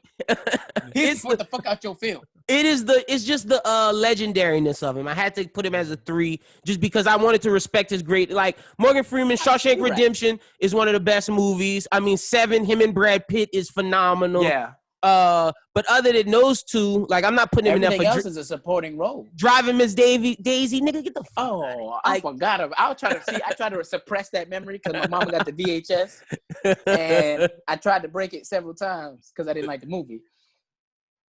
That's got to be the lamest role I've ever seen of anybody. I feel like the next one y'all about to do an upset. I'm starting with you, Brooqlyn. Jeffrey Wright, who we didn't know, or Martin Lawrence. Yeah, you know we going Martin, baby. All It's right. Martin because we go with the TV stuff. Doom, you rocking Martin or Jeffrey? Yeah, Martin, bro. we talking Martin the sitcom, Bad Boys, and Life. You gotta go Martin. You gotta go Martin. And look, I'm going to say this. Jeffrey Wright is an impeccable actor. If we did this bracket after the Batman comes out next year, we may be talking a wholly different story because my nigga about to be James Gordon. He about to be Commissioner Gordon. Oh, okay. Yeah, Okay. Jeffrey Wright, that man. Like, let's not forget in Shaft, the Latino nigga, because Jeffrey Wright is black. He played that Latino nigga amazingly in Shaft. That I was so scared of Jeffrey Wright. And then to see him go and do Westworld, great actor. Like what Jeffrey Wright is one of in terms of acting, but we're taking everything as a whole with shows, movies. Jeffrey Wright's more so a character actor, where Martin Lawrence is a lead man. I'm going Martin, but Martin won't make it too long, so it's okay. Facts. All right, let's get to the bottom. Denzel Washington, Ice Cube. I feel like this is easy. I'll start this one off. I'm going Denzel. No need to explain over. Are we there yet? Doom, where you rocking? Same situation, man. We don't even have to, deep dives. We no need to talk about that, bro. We was going, no. Are we there yet versus Training Day? Nigga, you stupid. Why you went there? I had to. You went all the way there. I had to say all we did. No, I had to make it known, nigga. Not with the Satchel Paige bobblehead on the top of the fucking on the top of the Lincoln Navigator. No. And the nigga was hype over a Lincoln Navigator. He should have got his ass a Cadillac Escalade. That's what I'm saying. Like at the time, like bro, everybody was talking about Escalades. You pulled up in your lead role in a Navigator. And he could have got a Ford Expedition, the Eddie Bauer edition. That's better than a Lincoln Navigator. Oh. Oh shit! All right, Brooqlyn. I know you going Denzel, so let me get to the. You crazy, bro. Crazy. Let me get to the next one. I'll let you start it off. James Earl Jones or Cuba Gooding Jr. Oh man, Cuba's a great character actor, but as we all know, he's nuts, right? And actually, because he's in this, and there's a couple other people that's in there. I got this one. I got this bracket is called "It's Okay to Be Crazy." Okay, because Denzel's done some crazy roles too. You know what I'm saying? You got to get yourself into that mindset, right? But there's certain people that they get into this mindset, and that's the only thing I can see them as. Yeah, we talking about James Earl Jones, baby. What are we talking about? Darth Vader, Mufasa. What are we talking about? Right, like this man is a goat. Yeah, I think he did a Shakespeare movie. I can't think of it on the top of my head, but like, and he's a Broadway actor, like you say. Yeah. He does play like yeah. I'm going James Earl Jones as well. Doom, who you rocking? James Earl Jones or Cuba Gooding? Man, we talking just like you said, off of Mufasa, Coming to America. Like I forgot Coming. Yeah, what the fuck? We gotta go James Earl. Coming to America, Mufasa, and Darth. Like for him to be Darth Vader at the time where he was, for a black man to voice the most iconic villain of all time. That's like Brooqlyn said, that's unprecedented for him to be the most iconic villain of all time besides the Joker as Darth Vader. Got it, and then to be one of the most popular Disney characters of all time as a black man too. Yep. James Earl Jones gets that. All right, Doom, I'm starting with you. Whoopi Goldberg or Chris Rock? This kind of tough, man, but I'm gonna go Whoopi.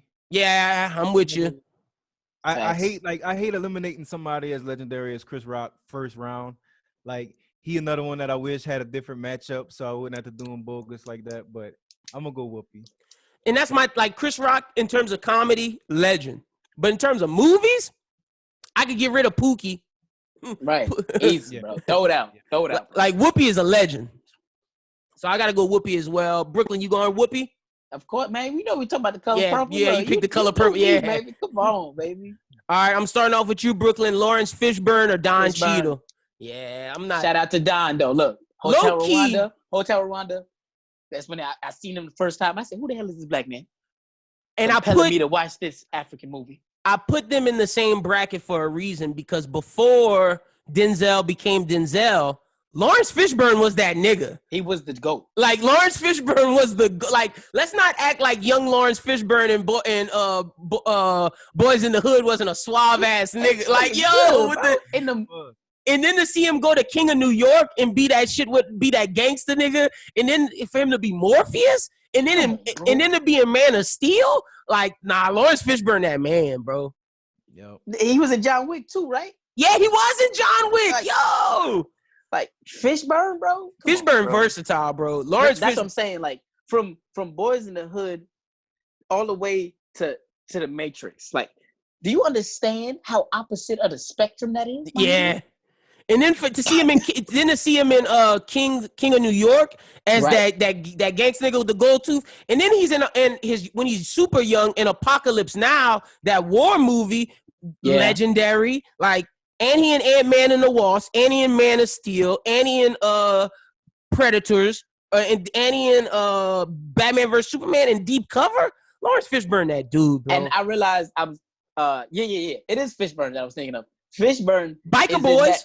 He's in Othello, bro. He is in Othello. He is in Othello. Yes, he is. But let's not act like he ain't in the classic Biker Boys. We ride. You're right, bro. But that's what I'm saying. Like the spectrum for it's so wide. It's crazy. Yeah, it's wide. It's crazy. Fishburne could have been he could have been a 1 seed. He could have, but we had some strong 1 seeds. So he was a great 2. Like you said, he's a 2. He did get pushed off because of Denzel. And that's why he in that bracket. Right. Being respected as an actor, bro. Yeah. Fishburne, that man.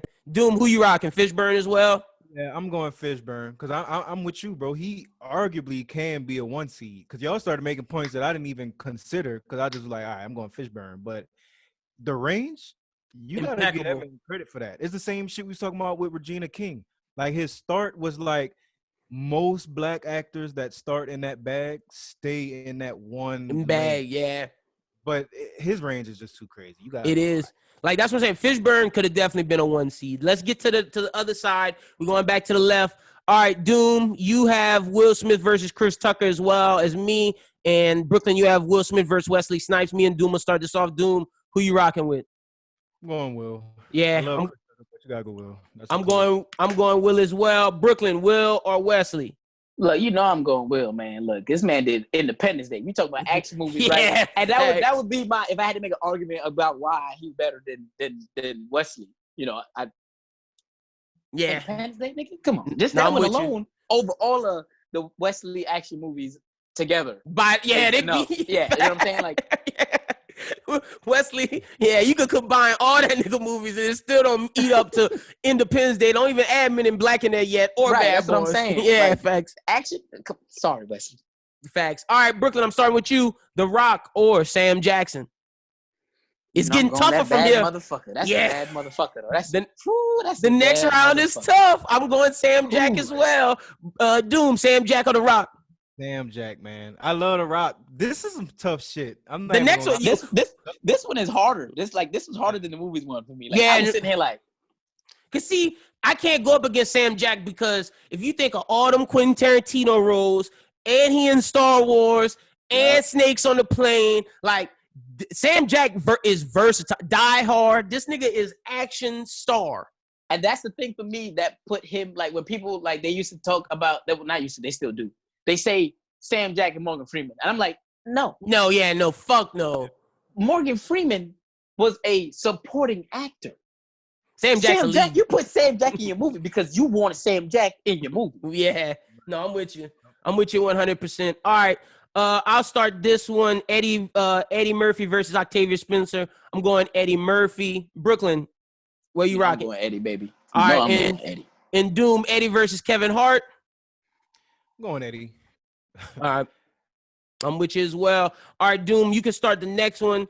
Taraji P. Henson versus Forrest Whitaker. Damn, man. This is where it starts getting hard, bro. I'm gonna go Forrest just because I feel like as a black actor, a lot of his roles we gotta take a more serious than Taraji's bigger roles. You know what I mean? Yeah. But yeah. Taraji, like, man, she's great. I hate to kick off so early. This is definitely tougher than the movies. I'm telling you, bro.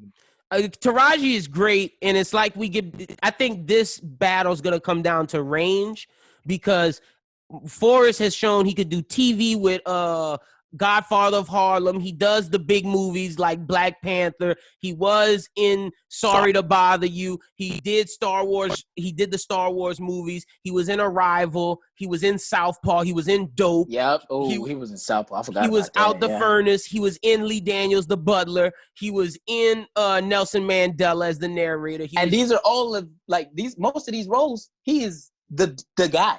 Yeah. Like, I can't say Taraji was that bitch in a lot of these roles. And let's not forget the Our Wedding movie with the interracial couple. He was the dad. And then they had Repo Man, Hurricane Season. I don't know if y'all remember that movie, Vantage Point, where they showed the different people Vantage Point. Yeah. That movie was dope. Forrest was dope. Forrest was in there. That bitch was hard as hell. So I'm going Forrest Whitaker as well. All right, Brooqlyn, start us off. Angela Bassett or Jamie Foxx?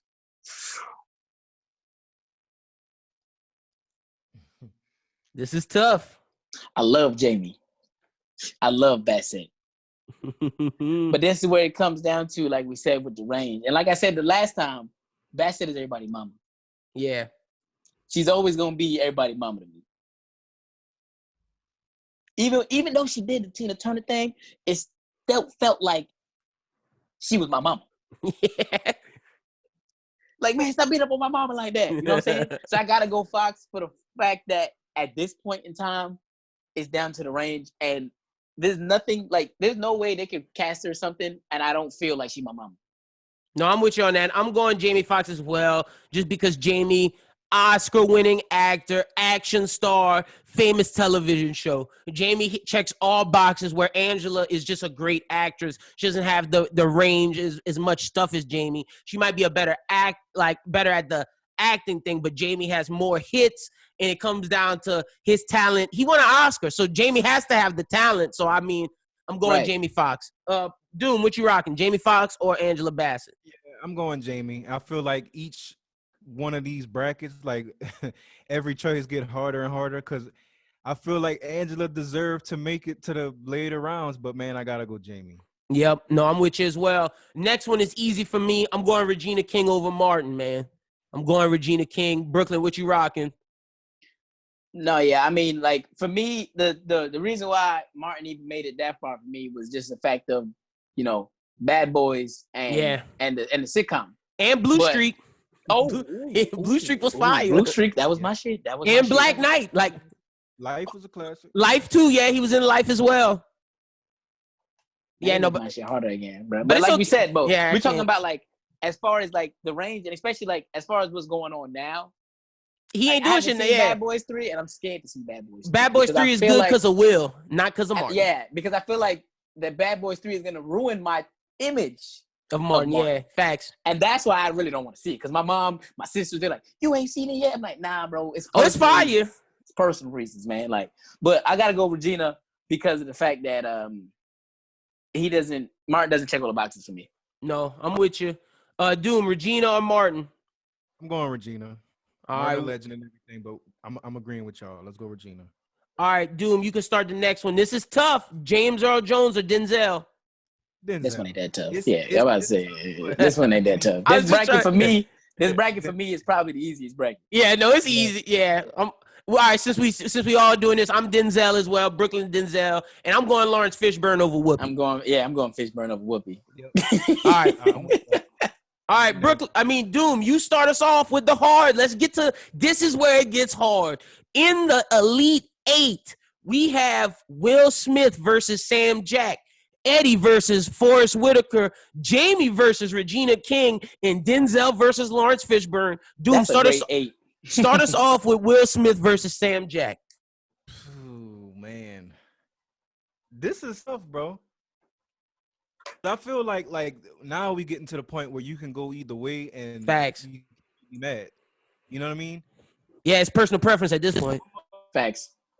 Yeah, I'm gonna go Will just because I think culturally because I don't know if y'all counting TV shows. Oh, Fresh Prince didn't. Bro, I just said Martin, bro.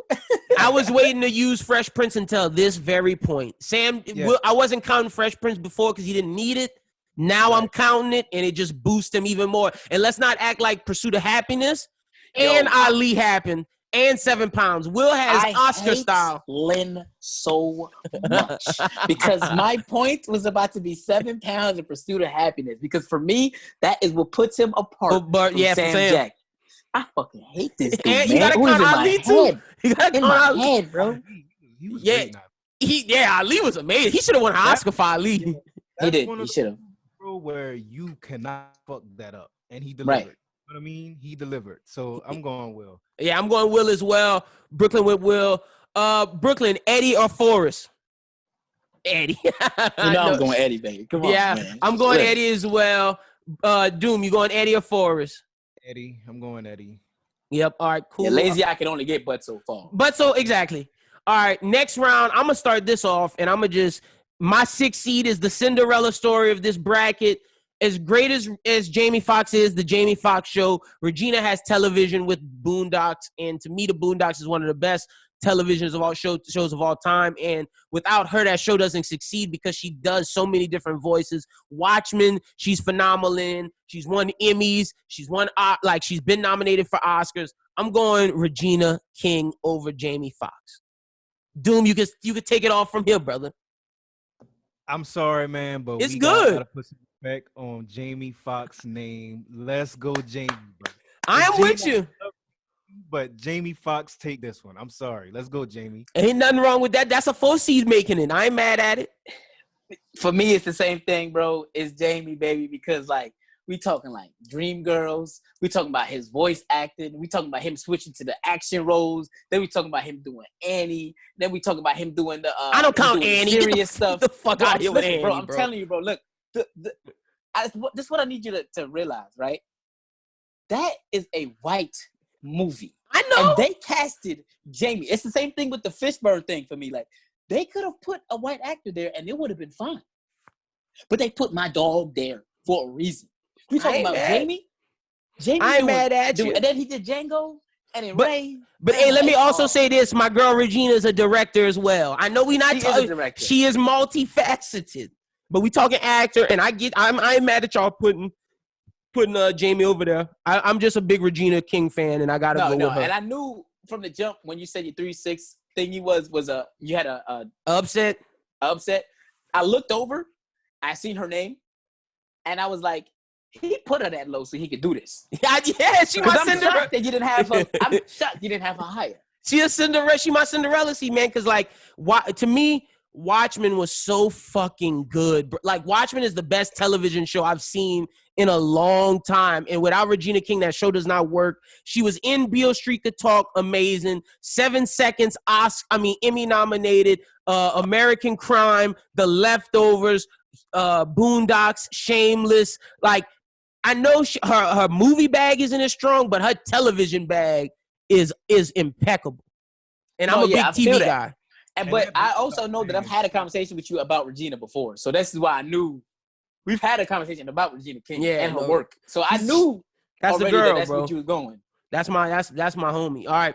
This is tough. I know what I'm picking, and it's not tough because of what how strong this one seed is, but let's not act like this not an overtime battle at the Denzel hit at the buzzer. Denzel hit an overtime shot, but I'm going Denzel over Fishburne. Doom, who you rocking? Same. Denzel is just too great. He's too great, man. Yeah, no, for sure. Brooqlyn, same thing?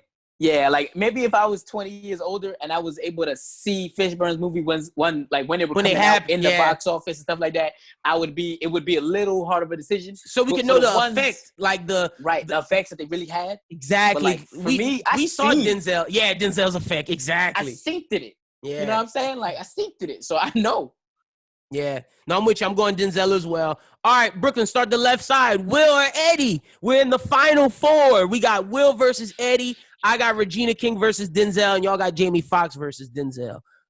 Brooqlyn, who winning, Will or Eddie? Don't even do it. Just be honest. I gotta put Will because of the fact that a TV show. Fresh Prince. I didn't need Fresh Prince till now. This is when I need Fresh Prince. Is now for me. Has Eddie done anything on TV? I don't remember. Eddie's I don't think Eddie's done any television roles are probably very minimal. If he has, it's not much. It's Saturday Night Live. Right, yeah. Which he was great on, by the way. Yeah, he was amazing. He was an amazing cast member of that.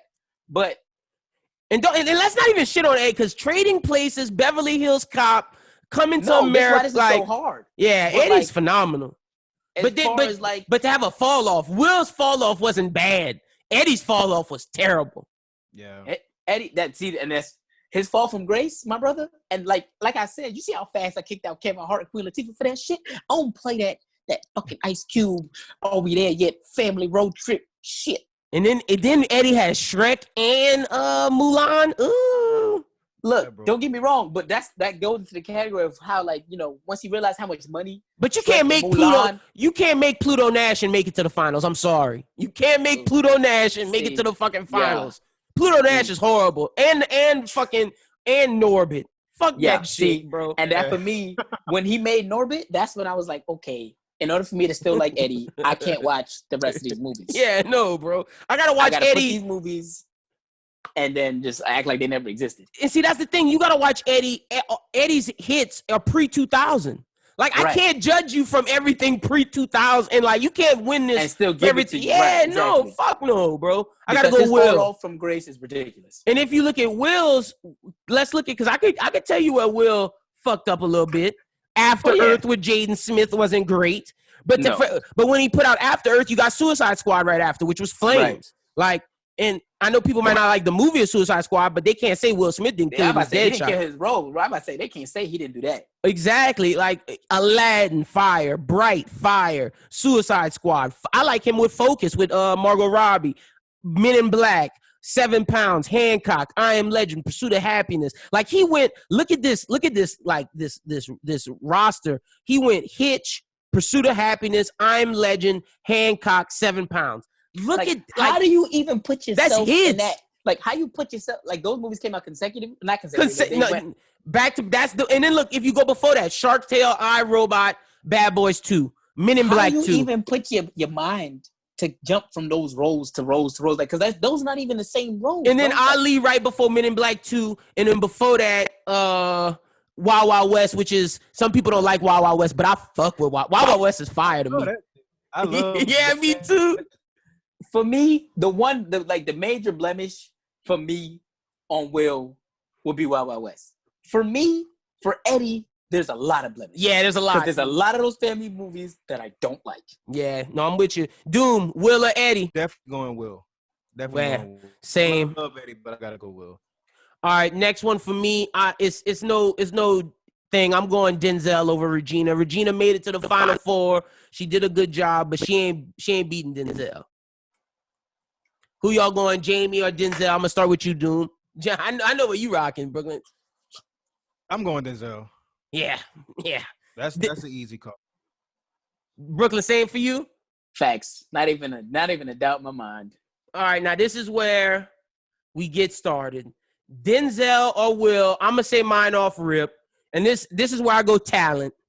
This is where talent overcomes everything.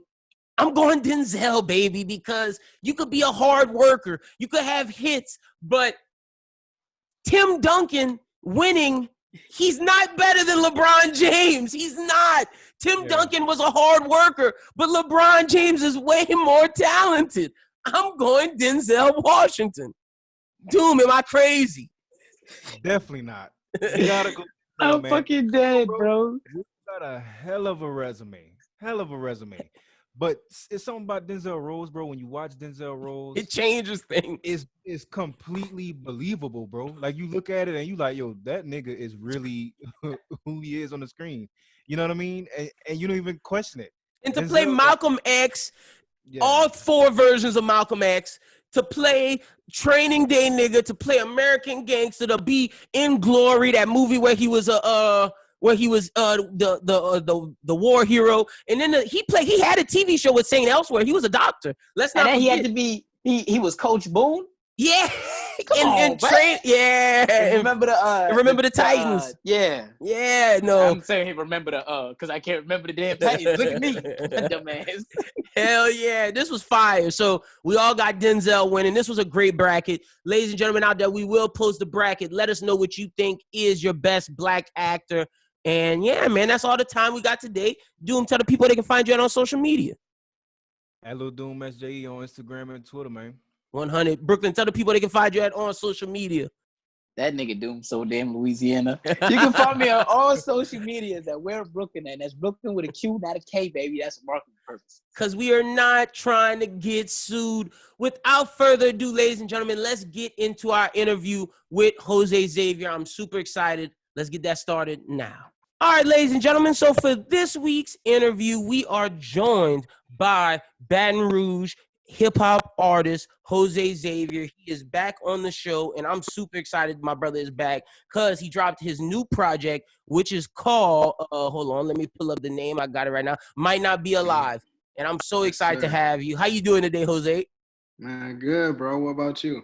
Doing what? I mean, look, we've been in this quarantine shit for a while now, and I'm tired of seeing, like, all the bad shit. I'm doing good. Like, I got my health. My family got my health. It got their health. My girl got her health. My girl family straight. And the people I care, loved ones, are straight. So I'm good. And I'm not going to sit here and be like, oh, it's miserable or whatnot, because, like, I'm not going to trip over that, because to me, I'm doing just fine. Yeah, I feel the same way. Like, at first, I was really having a lot of anxiety and shit. I was watching the news, like, every day. I was, like, reading reports every day. It was too much.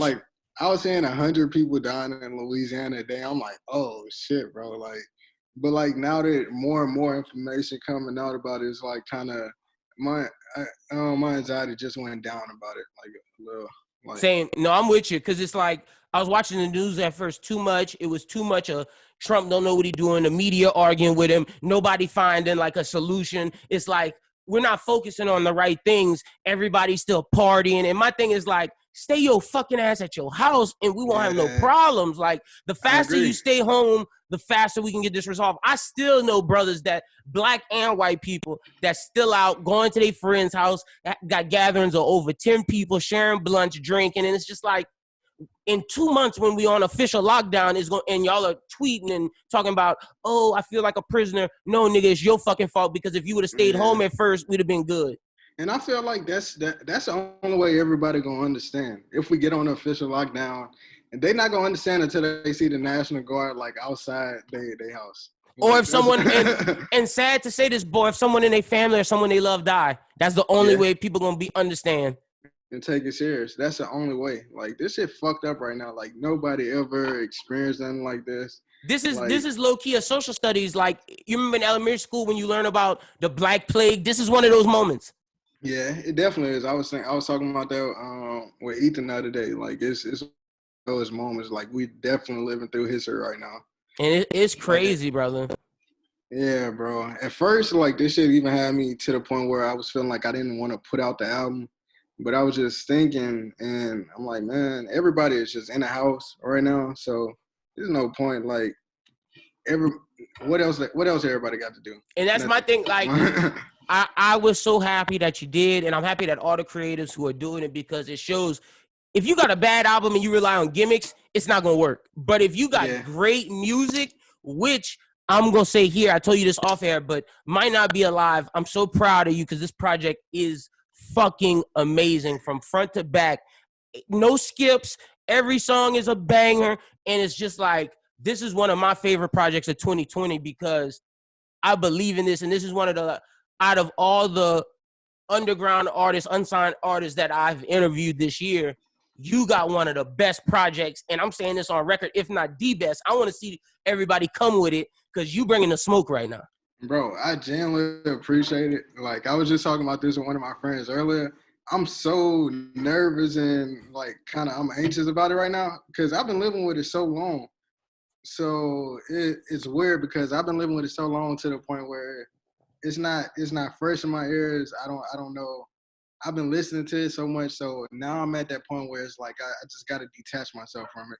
So, like, I've been getting good response so far, and it really been helping. Like, it really been boosting my confidence. It been helping me out a lot.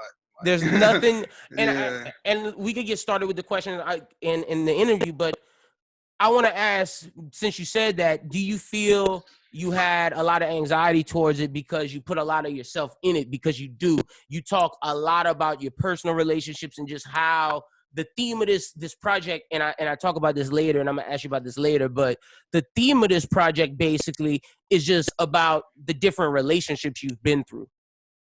Yeah, I would definitely say so. And it's just not female relationships, it's friend relationships, it's family relationships. Does that play into the anxiety of you put so much of your heart and soul in this? That's why you kind of worried about like the reception of it. Yeah, because, like, you heard it, so it's songs like Might Not Be Alive, it's songs like That's Life, and I get a lot of anxiety with those records because I'm talking about things that me and my mom went through last year when, like, we got in arguments, I got put out the house and shit. Like, last year, 2019, I was fucked up, like, sleeping on my cousin's couch, so it's a lot. I'm talking a lot. The time period that I recorded this was when I was going through it. So a lot of it, I'm talking about that time period because that's what I was going through at that exact moment. So it's a lot of anxiety on that end because it's uncomfortable to listen to. But I was listening to our first podcast like last week, and we was talking. That was one thing we talked about. Just whenever it's uncomfortable, that's when you know it's a good thing. So was it like therapy? That made me feel. Yeah, definitely. I definitely treat it like a therapy session. That's what the it's three concepts to it, but one of it is like, in case I'm not alive tomorrow, I want to get all this off my chest. Yeah, okay. Yeah. So, and I could feel that, and that goes into my first question of why the title might not be alive. All right, so it's three meanings. So the first one I just said, in case I'm not alive tomorrow, I want to get all this off my chest. The second one is, I feel like this is a mind frame. I feel like a lot of us from this generation, like, just carry, like, especially because we had the internet, so we're exposed to shit so much, whether it's police brutality, or friends getting killed, even, like, I fucking hate to say it, like, I've been had the album title, but it's fucked up with all this corona shit going on right now, but even, like, we're confronted with this shit so much on right now. So I feel like it's just a concept that a lot of people in our generation just carry. So that's the second aspect of it. And the third one is, just in case I'm not alive, it basically goes with the first one, but just in case I'm not, if this is my last day on earth, how would you use it? What would you do with it? So that's the other thing to it. Hell yeah, I fuck with that heavy, and you can see those themes coming in and out the album. I want to ask you about the first track is an intro, is music, but then you get into the second track. Let me pull up all the titles, but the second track, what made you choose Quadri as a feature? Man, Quadri is just one of my favorites, bro. Like Quadri, Jazz Bandito, and T. Davis are like my favorite rappers in the city. I love a lot of different people for different things, but as far as like when it comes to just rapping, like Quadri, T. Davis, Jazz Bandito, those are like my your favorites. boys. Also, yeah. Adam Dollar Shoe. I don't want to leave him out. Yeah, he killed it. We're gonna get to that a little bit later. But Warning, I think, is a great start. In Warning, you said you're looking for the who adores you. You're looking for that person who adores you. How hard is it finding love in 2020? And does being a rapper affect that? I feel like being a rapper affects it, but like at the same time, I do have a girlfriend. I do have a partner that I feel like do adore me. So, but the mind frame that I was talking about at that time, it was just me just being at that low point, just feeling like that. Like, man, I need a person that adore me. Like, I'm just a person. I'm very, like, I hear it's a term called like seasonal depression. So it's like I'm an up and down person. So it's times I'm very up, times I'm very down. So it's like it's just one of those moments where like I'm very down, just feeling lonely. Like those are like the thoughts that's like just going through my head. Even when you do have people that do love and adore you, it's like you just feel like that. Yeah, there's nothing you can do about that. No, I feel that, and I think that's an important message, especially in the Black community and just with young people in general. I think the Black community and then all the millennials, I think it's important that we take mental health seriously and take all of this, how we're feeling, and not listen to the boomers who are like, oh, keep those feelings to yourself, keep them bottled in, because that's how you see self-destruction. How important was that? Something in the back of your mind that you wanted to convey in this project? Yeah, definitely. Like it goes back to what we were talking about with the therapy. This is your last day on earth. You just want to get all this off your chest. You want to leave it all on the table. So, yeah, mental health is definitely something, but I didn't want to make it something I was promoting because I feel like that's kind of agenda a lot of people have right now, and it's done corny. So and that's something I applaud you with, because the way you did it, it wasn't sense of, oh yeah, like, for example, I'm gonna use Logic. This is the suicide hotline thing. No, you did it where it's like, I'm talking about how I feel, and if you piece and you actually listen to the project, you understand. You're talking about your mental health. You're talking about things that you deal with on a daily, and it's something that you did it in an organic way. Yeah, like it's done in a way where if you do experience things like that, like mental health issues, whether it's anxiety, depression, whatever the case is, when you hear me talking about or referencing things in the song, it automatically connects with you because we experience like the same thing. Yeah.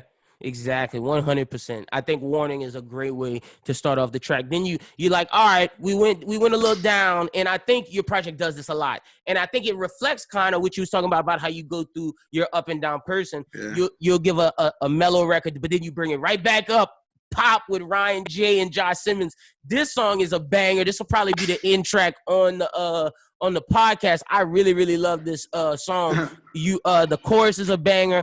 I love the choice of Ryan J. Who made the beat to this, and what was the decision of putting Ryan and Josh Simmons? Because I gotta give Josh Simmons props. He ate on this bitch too. Well, let me speak. Matt Well, Van Winkle. I always call him that because that's his real name. Yeah. And we're friends. But Van Winkle, he produced the whole album other than Running. I did. So he produced the whole entire album. So that's who made this. And man, the way that this song happened, it was real organic. It was just like one random night, me and Josh Simmons just linked up. And that was just a beat that I had just on my laptop from Van Winkle. So I just loaded it up. And me and Josh just did it. That was about like a year ago. And I had the hook and everything laid down. Then around like January, no, I think it was around like December last year. I was just listening to it with a few friends, and I felt like me on the hook, it didn't stand out enough. So that's when I called Ryan, and that's how he ended up on the song. So man, how as an artist, I know every artist, all creatives think they're the greatest of all time. You gotta believe in yourself. How hard, or not, I don't want to say hard because I know y'all got a relationship because that's why I met y'all both at the listening session for Caleb. But how, as an artist and someone who believes in yourself, what does it hurt, or does it to make that call of like, I don't sound this good on this, let me call someone else to do this? Nah, because the perspective that I always have, which I tell my friend and like / manager all the time, Ethan, like I'm not just making music for myself. So if I play it for a few people and they tell me that, like, cause my whole thing is I don't like playing my music for my music friends. I like playing it for just my regular friends who don't have shit to do with music because they have the most pure ear. They're not listening from the perspective about how this shit was created, and then they're just straight up just listening to the song for what it is. So when I'm getting certain opinions from those people, I'm like, all right, these are the opinions that I need to carry. But at the same time, I'm not a person that just follows every single thing I hear somebody say, because at the same time, I feel like sometimes people might have to catch up on shit you do. But certain things like that, I just have to step outside of myself and see it. Like, all right, yeah, I can see that. I think, and I'm glad you said that because I feel like that's the ego in us creatives. That's the word I couldn't get it. And to remove that ego, it just shows growth inside of whatever person does that type of stuff. Also, Pop had some real dirty macking on it. Let me keep it up being. He was dirty macking on Pop. You hit the girl with, why you still with that nigga? You could be with me. I was like, oh, my nigga dirty macking. Oh yeah. Bro, I mean, you know, you gotta that's your sales, bro. And sometimes it's like that. Yeah. Cause look, I'm sorry if they got a goalie there and I'm Lionel Messi and I can get it in now, then hey, you doing a bad job as a goalie. That's what I'm saying, bro. It's like, shit, hit your phone like, where you at? Why you still with that nigga? Like, if she even fucking responding to that, like, you lost it, bro. Facts. No, 100%. That's not on you. That's on him for losing his girl. The next one is the single Coming Down 2. You said you get in an ounce for you and the lady, and then you got the girl talking at the end of it. Bro, how do you feel about the women that just use niggas for weed? Because that is a thing. Man, I hate those bitches with passion. Like, it's different. I feel like it's different situations. It's those girls. It might be, it's that girl that you really fuck with. It's like, shit, I'm friends with you. Like, we have good conversations. Like, I actually enjoy spending time around you. Like, she might not even smoke like that on her own. So it's certain girls like that. But then it is that other one. Like I said, like, you might not even hear from the bitch tomorrow, but it's just like, shit, it just is what it is. Oh shit. And I related to that. Like, that's in the first couple of songs, like from Pop to this one, it's just like you had moments in there, like, if you are of any age, it's just relatable to our generation, like, because everybody knows that girl that just come over, hang out with these niggas just to smoke weed. She don't smoke weed by herself, but the only time she smoke weed is with us, and then she use your weed. You seeing that on everybody Instagram story and shit, like, okay.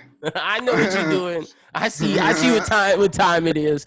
And I definitely love that one. The next one we get into is Other Side with Alexander, the G. What made you choose Alexander?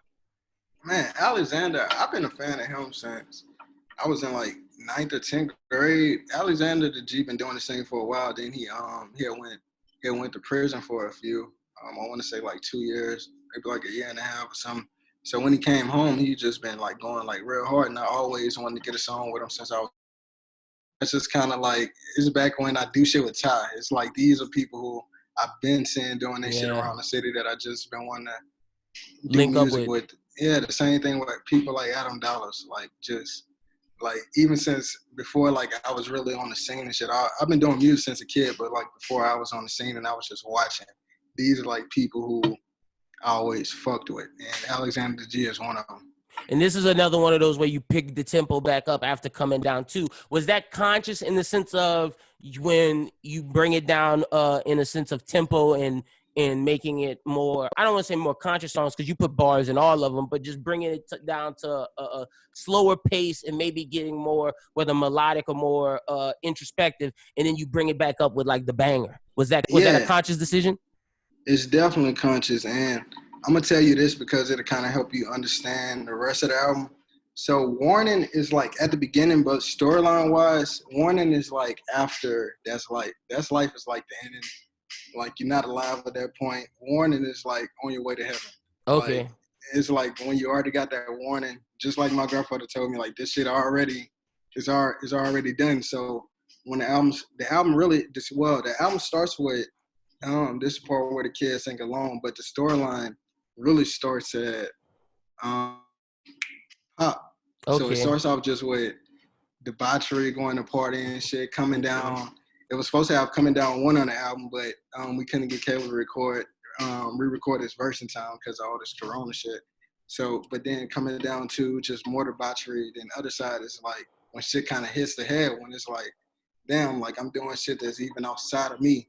And that's when that'll kind of help you as a listener, like understand what the rest of the album. I'm glad you said that because I listened to this project twice now, and seeing you tell me that, I didn't even realize that was like the plan. So that's one of those cool. You have the surface level meaning, you got the three meaning, like the three things, the title of what this project means. Then you got a story under it. That's hella fire, and I like that story. And I think that's something I'm glad we're releasing this after the project, because my thing is, when I do interviews with people, some people want to release it before the project to get promo up, but I always say if you release it after, you can get people to understand what you're saying, and that's something that I'm glad you got to tell us. Yeah, I definitely agree on. It's always better to have it after, like when people already care about the music. When people care about the music, they need more content to go to. Like, that's the way I always been since a kid. It's like, once I care about your shit, I'm on your YouTube. I'm trying to watch your vlogs. I want to watch everything. All type of shit. So I definitely agree. Like, that's the way it should be. 100%. Okay, so the next question I got, were you conscious, because we're in this new streaming era, a lot of people do 2-minute songs, 1-minute song, and I noticed you don't have a song that's over 3 minutes. Was that a conscious decision to be in the era, because I know a lot of people have short attention spans, or was that just something you made the song however long you thought it needed to be? It wasn't like conscious, like it wasn't something that me and Matt sat down and like talked about. Where we was like, man, all right, we need to create short songs because of the streaming, but it is conscious in the sense of I know what people attention spans are.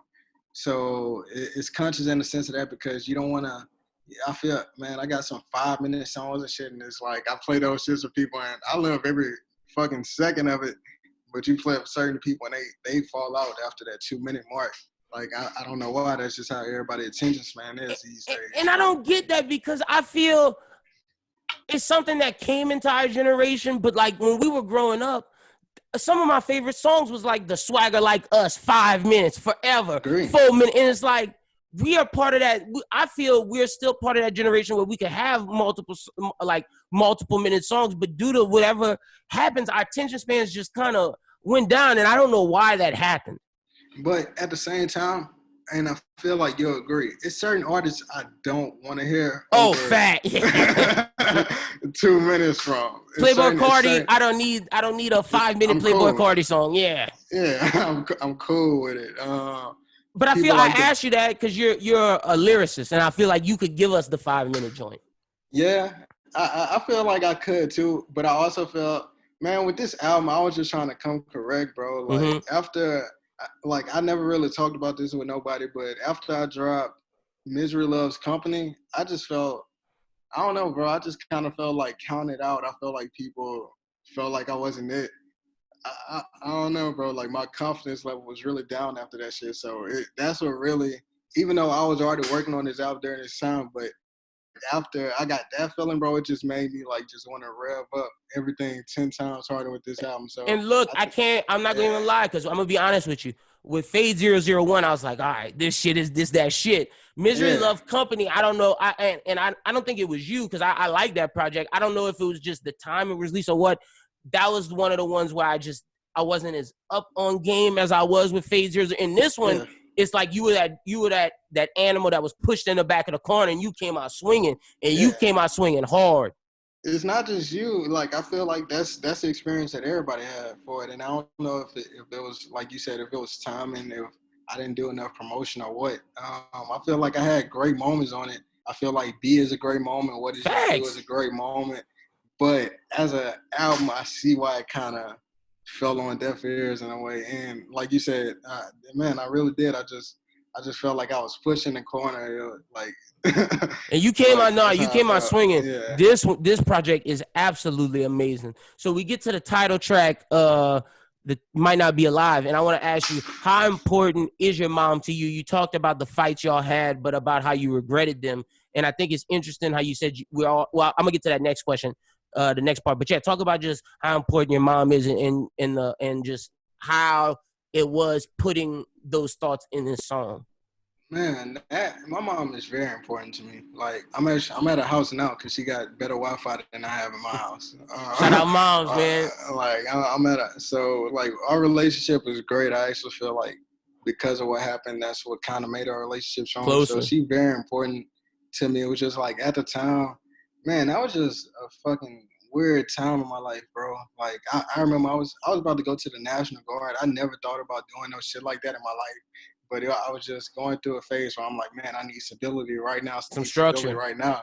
Where, man, it was just a fucked up feeling. Like I said, it was around, man, it was just a fucked up feeling around that time, bro. If you don't mind me asking, because I think this is important to a lot of people, because I feel like a lot of people our age in this 20s trying to find your way in life, trying to find what means something to you, find your passions and whatnot. Being a creative, what made you get out of that feeling? Like, what made you get out of that rut of what you were going through? Man, if I'm being like 100% honest, I feel like God kind of like slapped me in the face, because bro, like when I had my mindset on that I was doing that, I cut everything cold turkey. I stopped smoking weed. I started drinking and shit. But I stopped smoking weed, everything. So I took my test 2 months after. I dropped like fucking 30 pounds, all type of shit.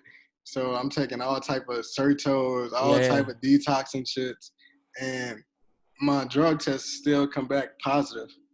It's like, what the fuck, bro? Like, I even lied to my family and told them it was my eyesight test because I just couldn't believe that shit. Yeah. Like, but that's the honest to God truth. Like, I cut everything cold turkey and my drug test still came back positive. So I felt like that was God slapping me in the face, like nah, like, that's not where you need to be. That's not what you need to be doing. 100%. That's crazy, man. Because 2 months, you'd have been. That's nuts. And let me see. I had something that I thought of because of that. But you just dropped everything. Did you play? Are you gonna play the song for your mom? I'm gonna let her hear it on her own. On her own? Yeah, it's gonna be like I said. It's too uncomfortable. Like 100%. I'm still like I said, we're past it, but me being with her and listening to it, it'll be uncomfortable. Yeah, because I mean those are wounds, and like y'all stitched up the wound, but like even with stitches, some wounds could still open. Definitely, bro. Like, and that's one of those I'm trying to be very fragile with, because I'm not trying to go through that again. So no, 100%. That's where I'm at. That's okay. Like, I'm even thinking about, should I send her a text the day that the shit dropped, like letting her know, like. Yeah. Well, look, like, I mean, if it helps, thinking a lot. This interview would definitely help, because it'll show her like how you feel and like how important it is that y'all rekindle that relationship. Yeah, she'll definitely be tuning in. 100%. I think the next part of this song, because I think that was something I had to ask you about, but I think it's interesting. You said how we're all searching for a high, and I think I agree with that. But it doesn't have to be a drug. It could be work. It could be an accomplishment of something. Like, for example, you performing on stage and seeing everybody, that energy you get, that's a high. Or just when you get good response from your album. Can you just speak on that a little bit? Man, yeah, like you said, I feel like we all have highs, whether it's like a physical high, whether you love drinking, you love smoking, you do pills, whatever your vice is. But like you said, if you're creative, your high is putting out podcasts, putting out content, is recording music, is making beats. Like, Shit, you could be a businessman and get a big stock. Exactly. It's even for regular people. I don't want to say, I don't think nobody's regular. Everybody have their purpose. thing, but yeah. Let's say if you're a person that's in a yoga, a person that's in a soccer, whatever, like you have your high from what is your accomplishments, or it's just the task of getting better at it, whatever that is. Like, we all have our highs, and that's basically what I was saying on a hook. Like, just might not, and that's the concept of the album. Like I'm saying, I feel like this is a mind frame we all have. Like, might not be alive. See, we not that much different. You and I, young, searching for a high. 100%.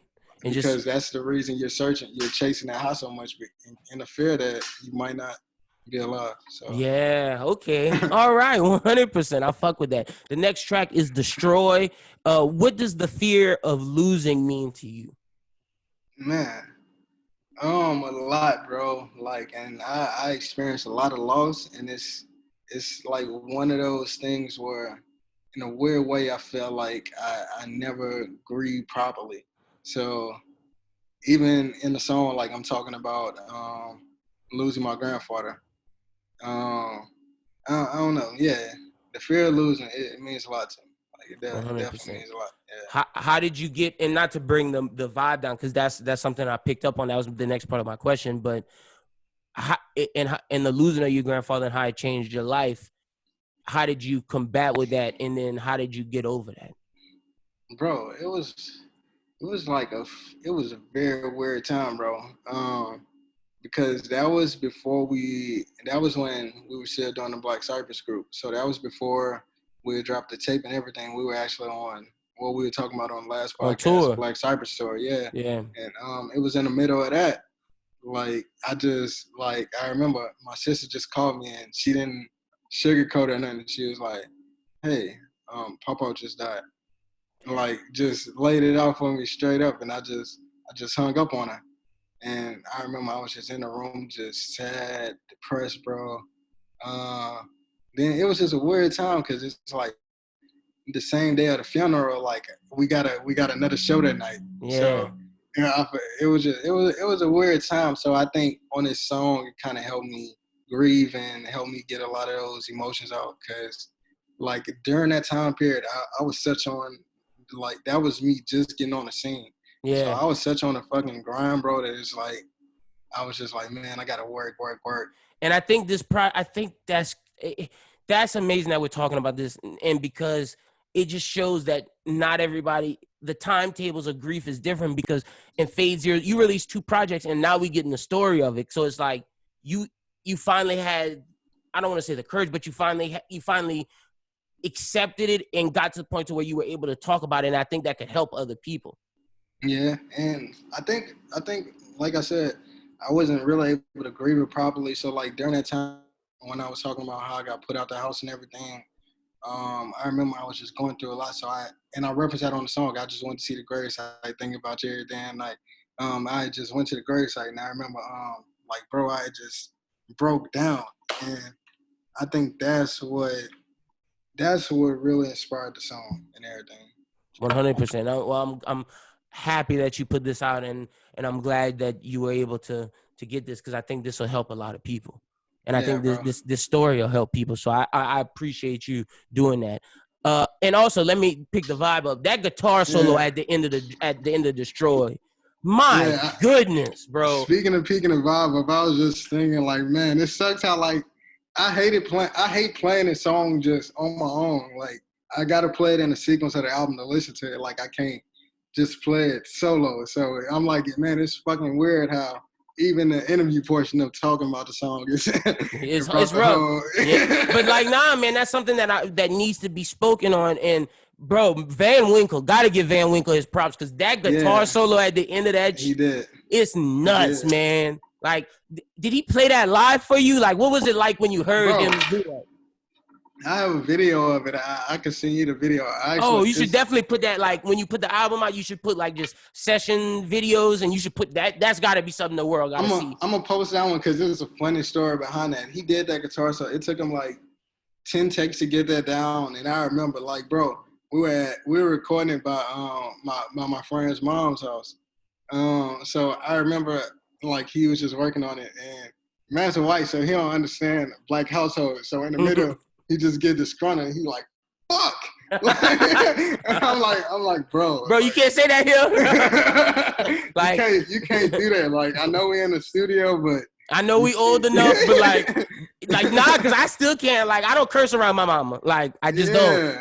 Because like, and they know you do. I might smell like weed around you and everything. They know you do. You can listen to the music and everything. You might watch Instagram videos, but I feel like all us is black folks, bro. We just had that respect. It's like, like, yo, man, you can't drop that. That's hilarious.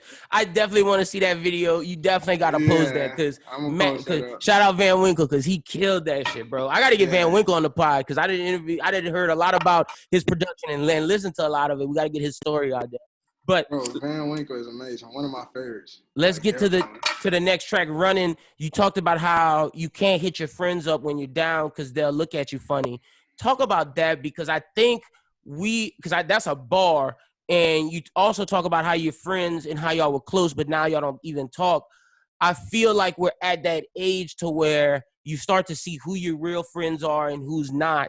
This is that one of those songs where you talk about a relationship, but it's about the friendship relationship.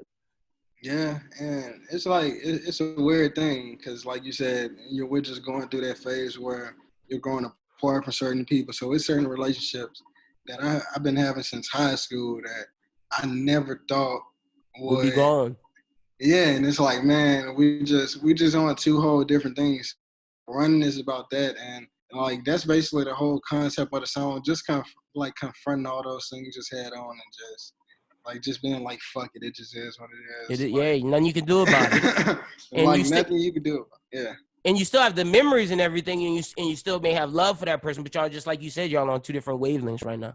Just grew apart, and man, I had a lot of relationships like that, but I still for the most part, man, all ones is like I know a lot of people hear songs like "Needless to Say" and probably certain lines and shit. They might think that I'm just fucked up with all my friends. No, most of them are all solid. So hell yeah, but that's something you gotta talk about.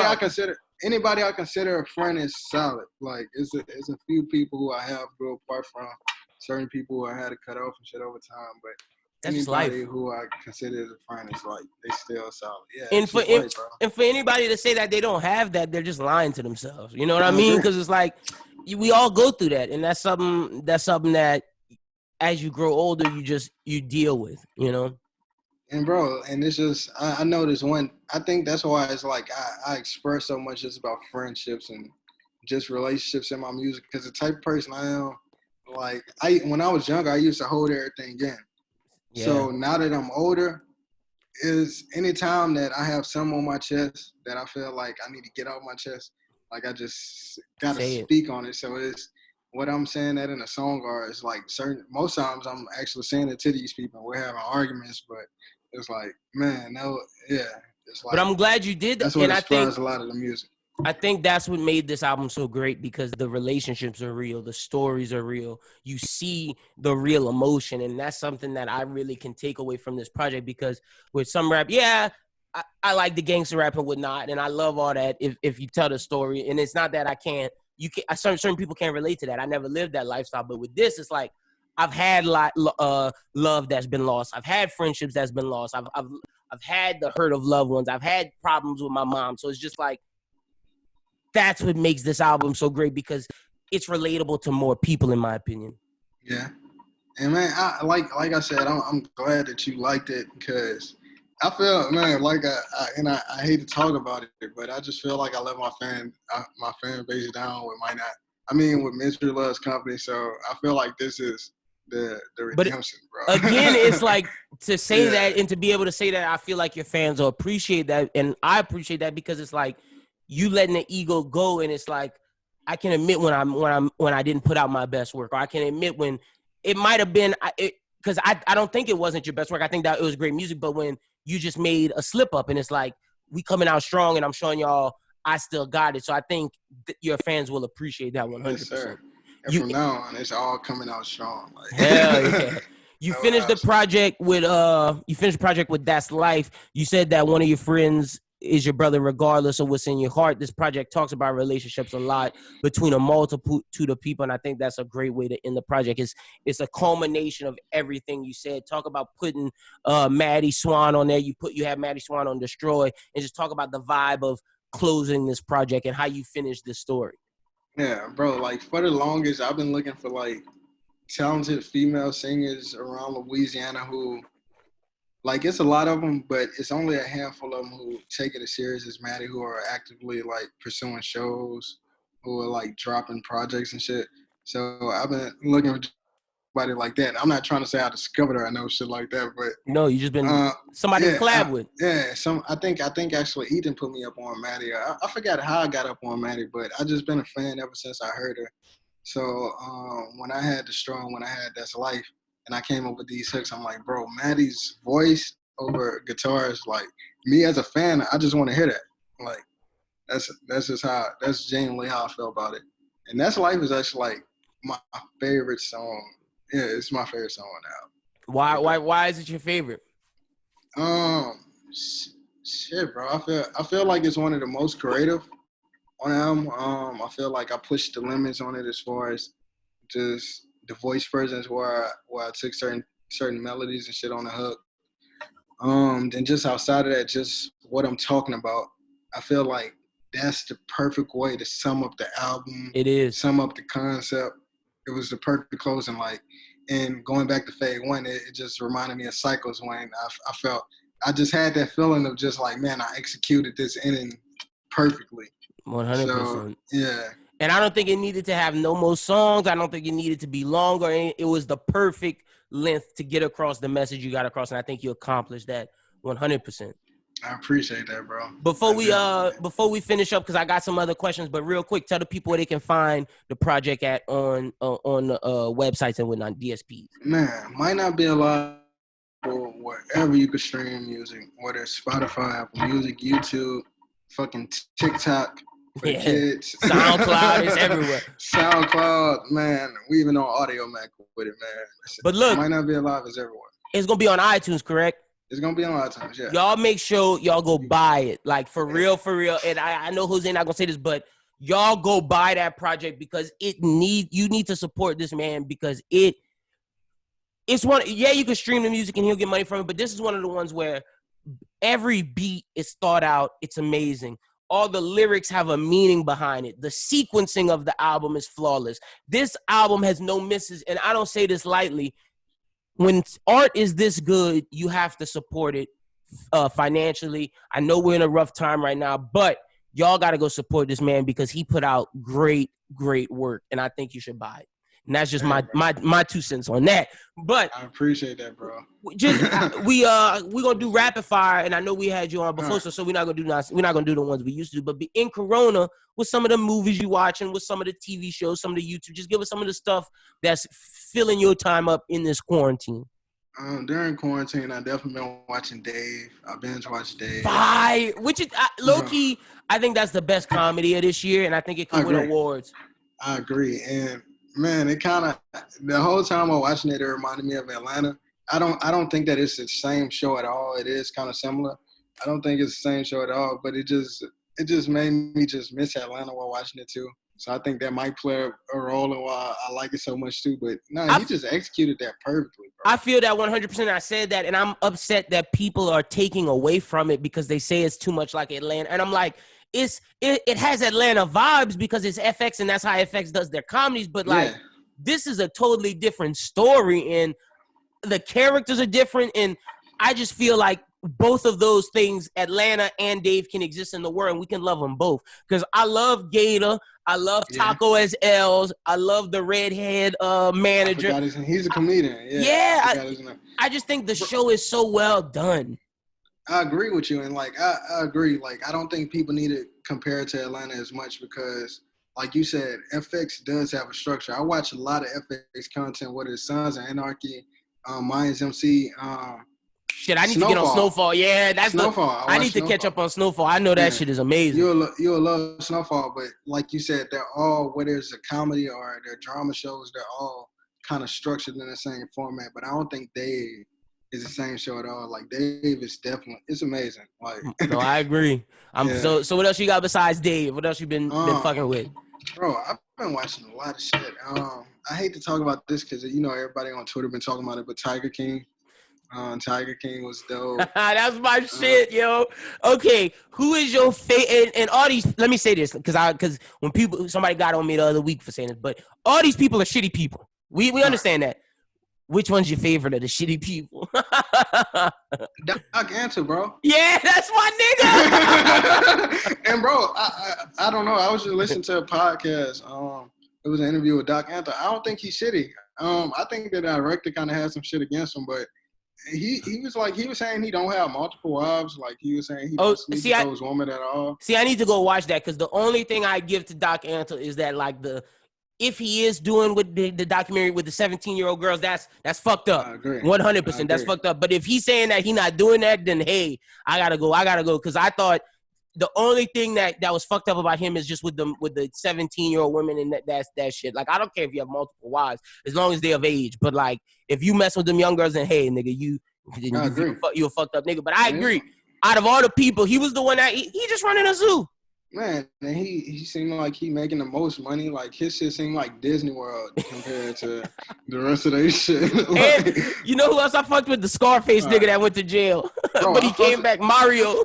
I fucked with him too. His story was fucking wild. Like I'm like, bro, how do you get off from an appeal when like you admitted to chopping a nigga up? Like I do not understand. He had a rat on somebody. Like I do not understand.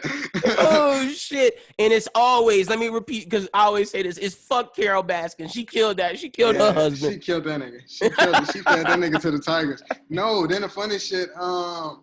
When they was talking about who sprayed the perfume on Joe Exotic's shoes, she said maybe they sardine oil. Yeah. It's like hold on, bitch. How you know about that shit? 100%. Oh, and fuck Jeff Lowe ass, because Jeff Lowe, he definitely a rat. Jeff Lowe is a scammer. I feel like Jeff Lowe is a rat from the jump, bro. Like, and low key, they got some pictures of Carol Baskin's first husband, and when you put it up of Jeff, I'm not saying it. That's a conspiracy that Jeff Lowe and Carol Baskin was conspiring, and he's her first husband. Go look at pictures of her first husband after this. Go peep it out. Cause like that's some wild shit. That shit is wild. But it's the story already so fucked up that would just make it like 100 times more fucked up. That would make it because like it's already a perfect movie. That would take it to the next level. Yeah, I can't even say free Joe Exotic because man. I liked him, but he was fucked up, bro. Yeah, Joe's on some fucked up shit, bro. Like Joe was on some. Yeah, no, he was definitely. Joe was definitely a predator, pulling young boys out and getting them fucked up on drugs and then marrying them. Like them niggas wasn't even like. And there's nothing wrong with being gay. Let me say that, but they weren't even homosexual. I nigga said, well, you ain't that straight. Like, bro. Joe Exotic was pimping these niggas, bro. Like, all right, so what else you been watching and doing? Oh, man, I got tired of watching a lot of shit. Like I think I was talking to you about this offline earlier. I've been watching a lot of IGTV lives. I've been watching a lot of these DJ battles and shit. What's your favorite battle? Shit. I really enjoyed the Neo and Jonte Austin because I wasn't familiar with Jonte Austin. Same. I thought that was, if you ask me, I think that was the best battle to date. I agree. Like, but the most entertaining, which I feel like you agree with too, but Dream and Sean Gang. Sean Garrett ass was fucked up that whole time. Bro, he was acting like he was on FaceTime with like a bitch. Yeah. And I also fucked with the Boy Wonder Hit Boy battle. I fucked with, because I felt like the RZA in Premiere, that was like an educational battle for me because some of those songs I didn't know. But with Boy Wonder and Hit Boy, that's our generation.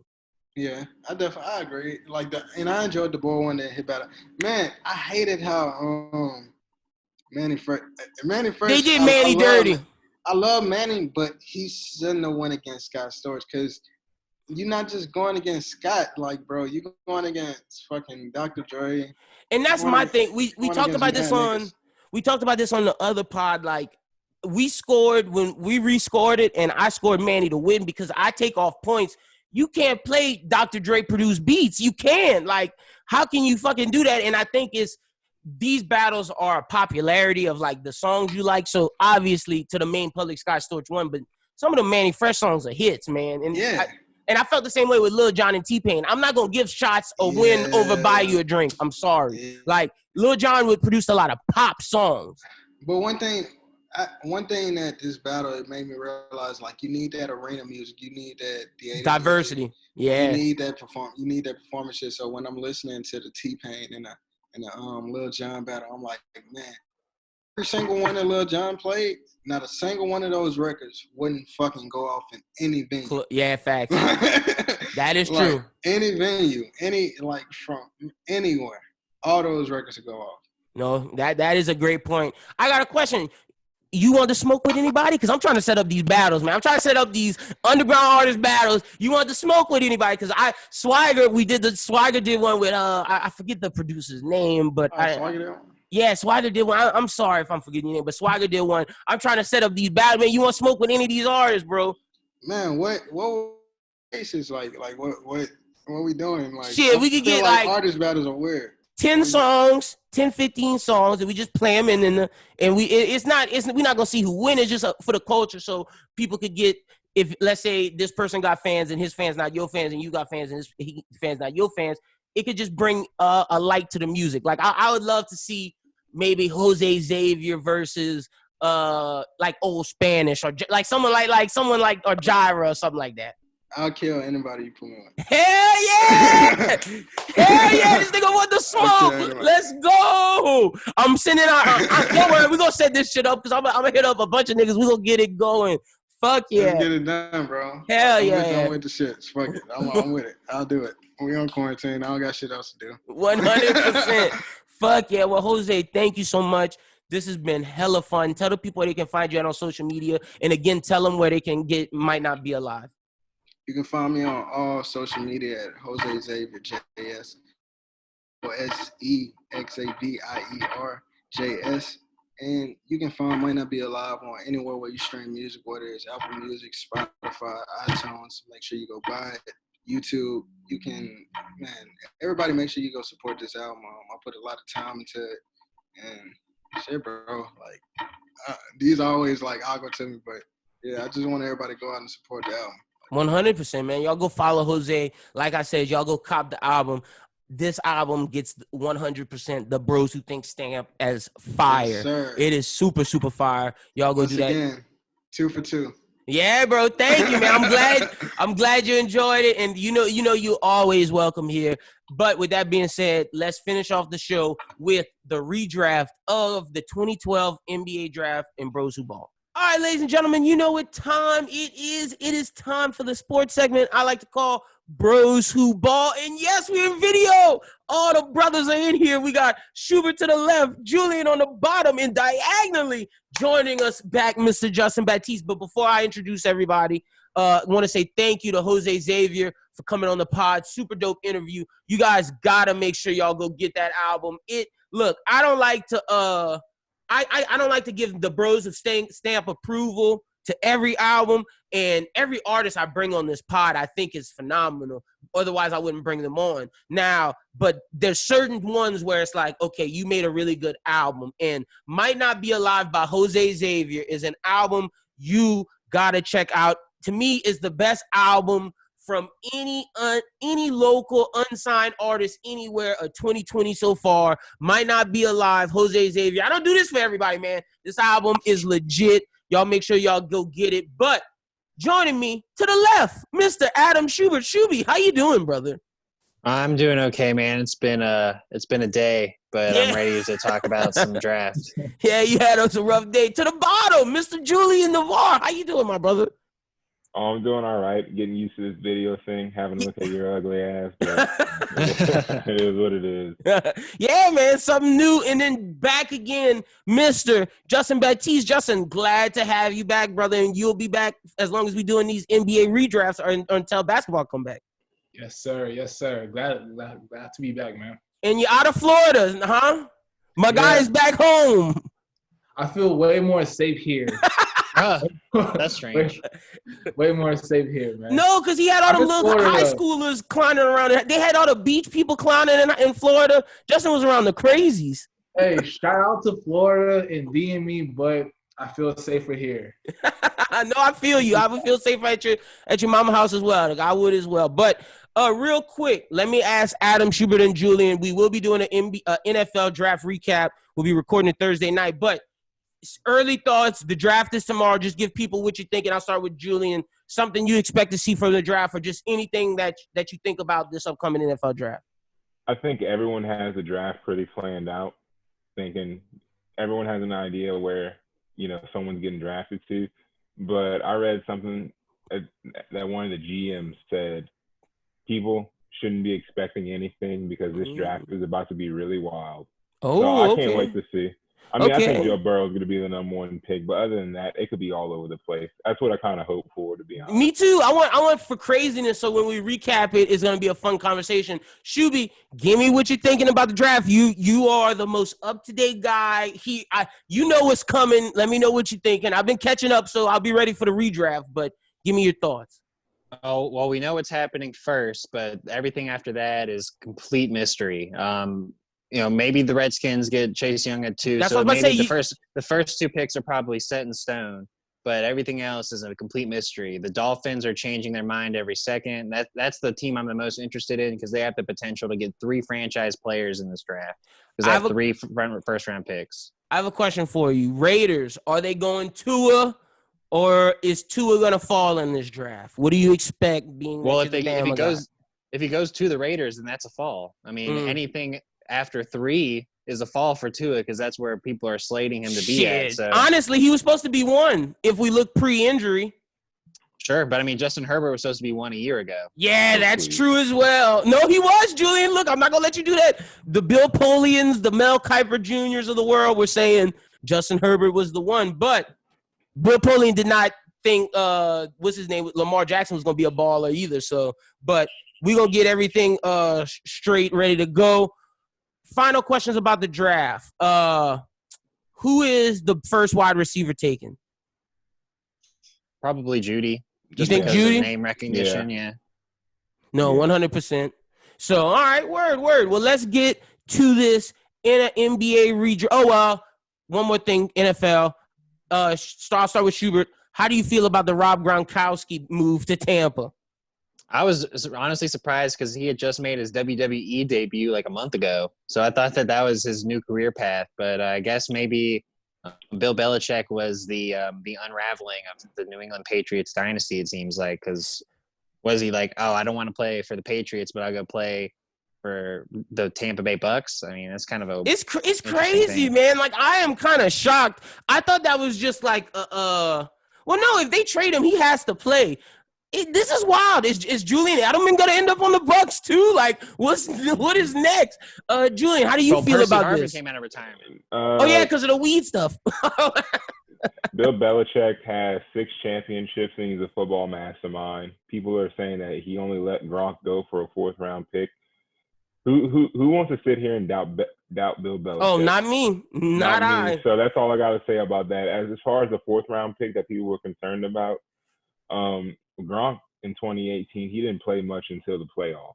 Facts. That just goes to tell you, a little bit about his health and whatnot. So I think this is horrible for the Saints. Let me call a spade a spade. I know, I love it. The Saints got to deal with Mike Evans, Gronk, OJ Howard.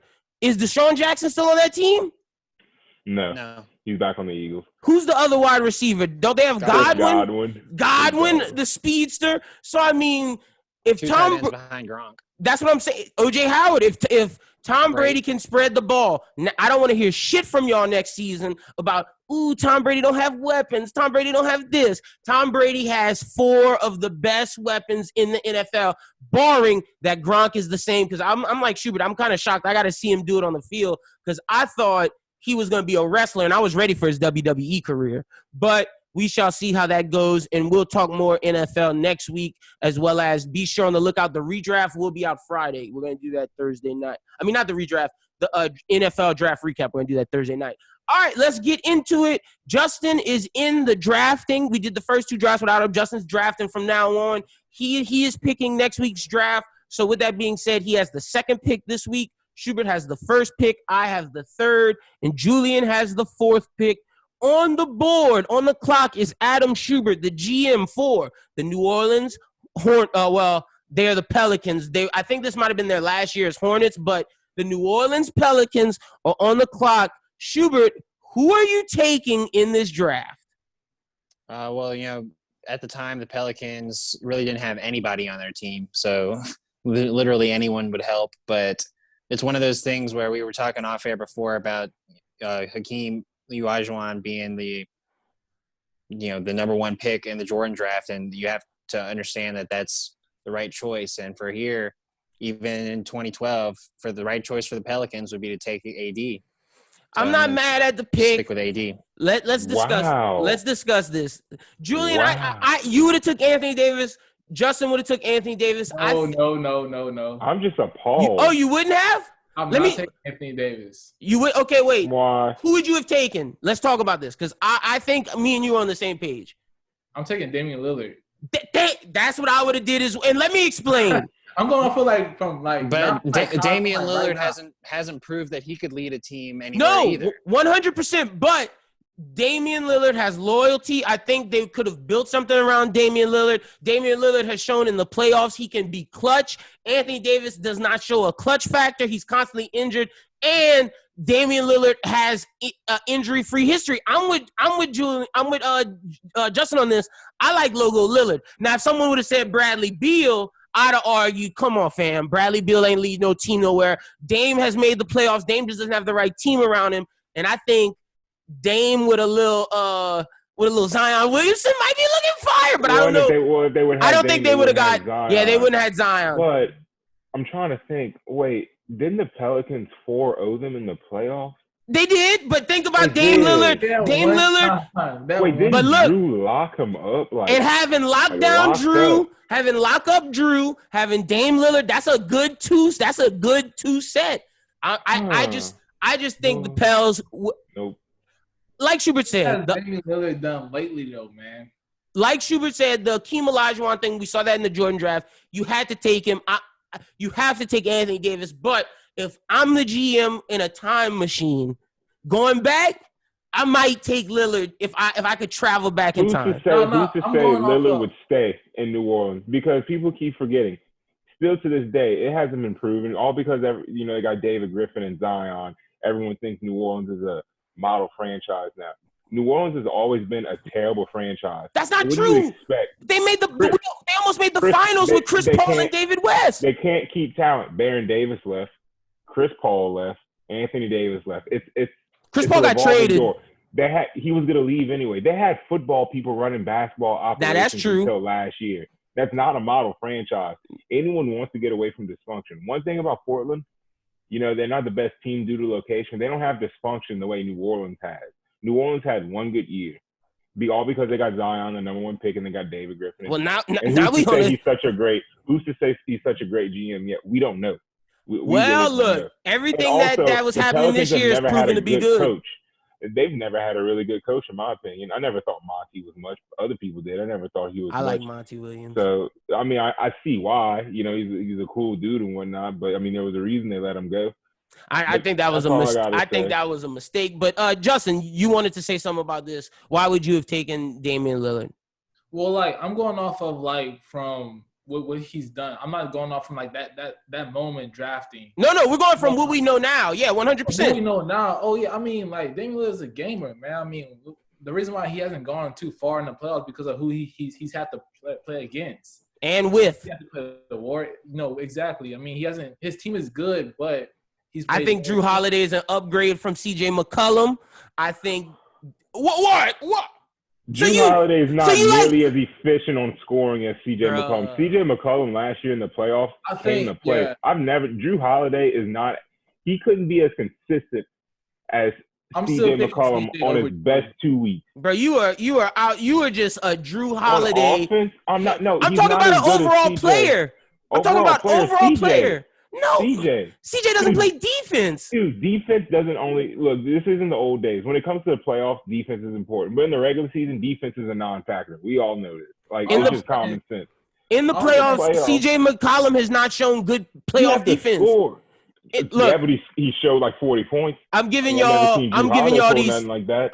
these stats. Drew Holiday average. He's not better than CJ, man. Oh, you are out your y'all are out your mind. But look, they're wearing Pelicans jerseys, both of them, shirts. So who's to say they could be biased? I know you are biased against the Pelicans and all Louisiana teams. No way. No, there's an argument. I mean, because Drew Holiday, he hasn't been an All-Star. He has been an All-Star. Yes, he has. He's been an All-Star once. Once he in was Philadelphia. In Philadelphia. Yeah, in Philly. That 1 year. Gosh, bro. Yeah, I'll take Drew Holiday injury history. I'll take Drew Holiday over C.J. McCollum any day of the week, but that's just me. Let's get to the second pick. Justin, you have the Charlotte Bobcats. Who are you taking? AD. Oh, no, AD's off the board. Schubert took him. He's off the board. He's off the board. Okay, so we're just going – okay, I got you. Yeah, once he's gone, he's gone.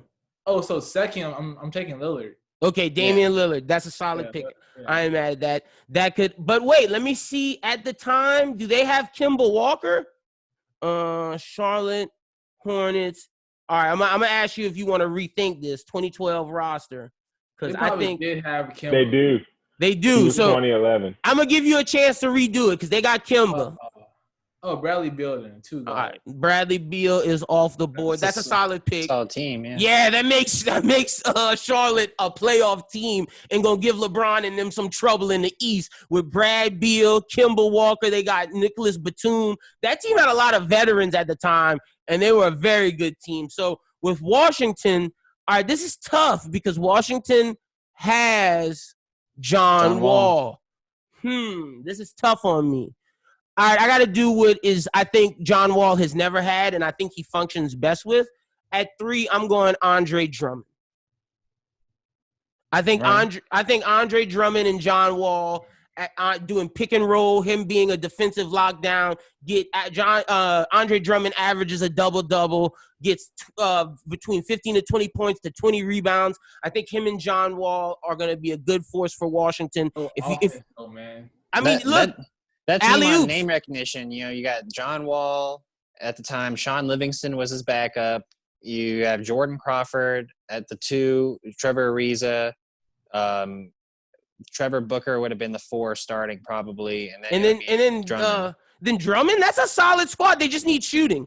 And there's no one on this board because I mean Dame's there, but I don't think on this board. I don't think Dame and Wall play well together.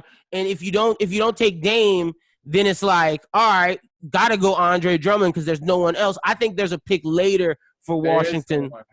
But we'll see. All right, Julian, number 4, you got the Cleveland Cavaliers. I was licking my chops whenever you passed up on a certain someone that Washington took in 2012. Well, with the Cleveland Cavaliers, I'm gonna choose Bradley Beal. He's gone. Beal's off the board. Well, you took him? No, yeah, Justin took Bradley Beal second. Oh. Yeah, that's why I took Drummond.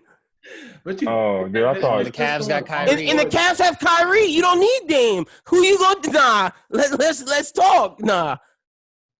Well, now that everyone's off the board, I see Austin Rivers. Psych. I mean, Harrison Barnes there.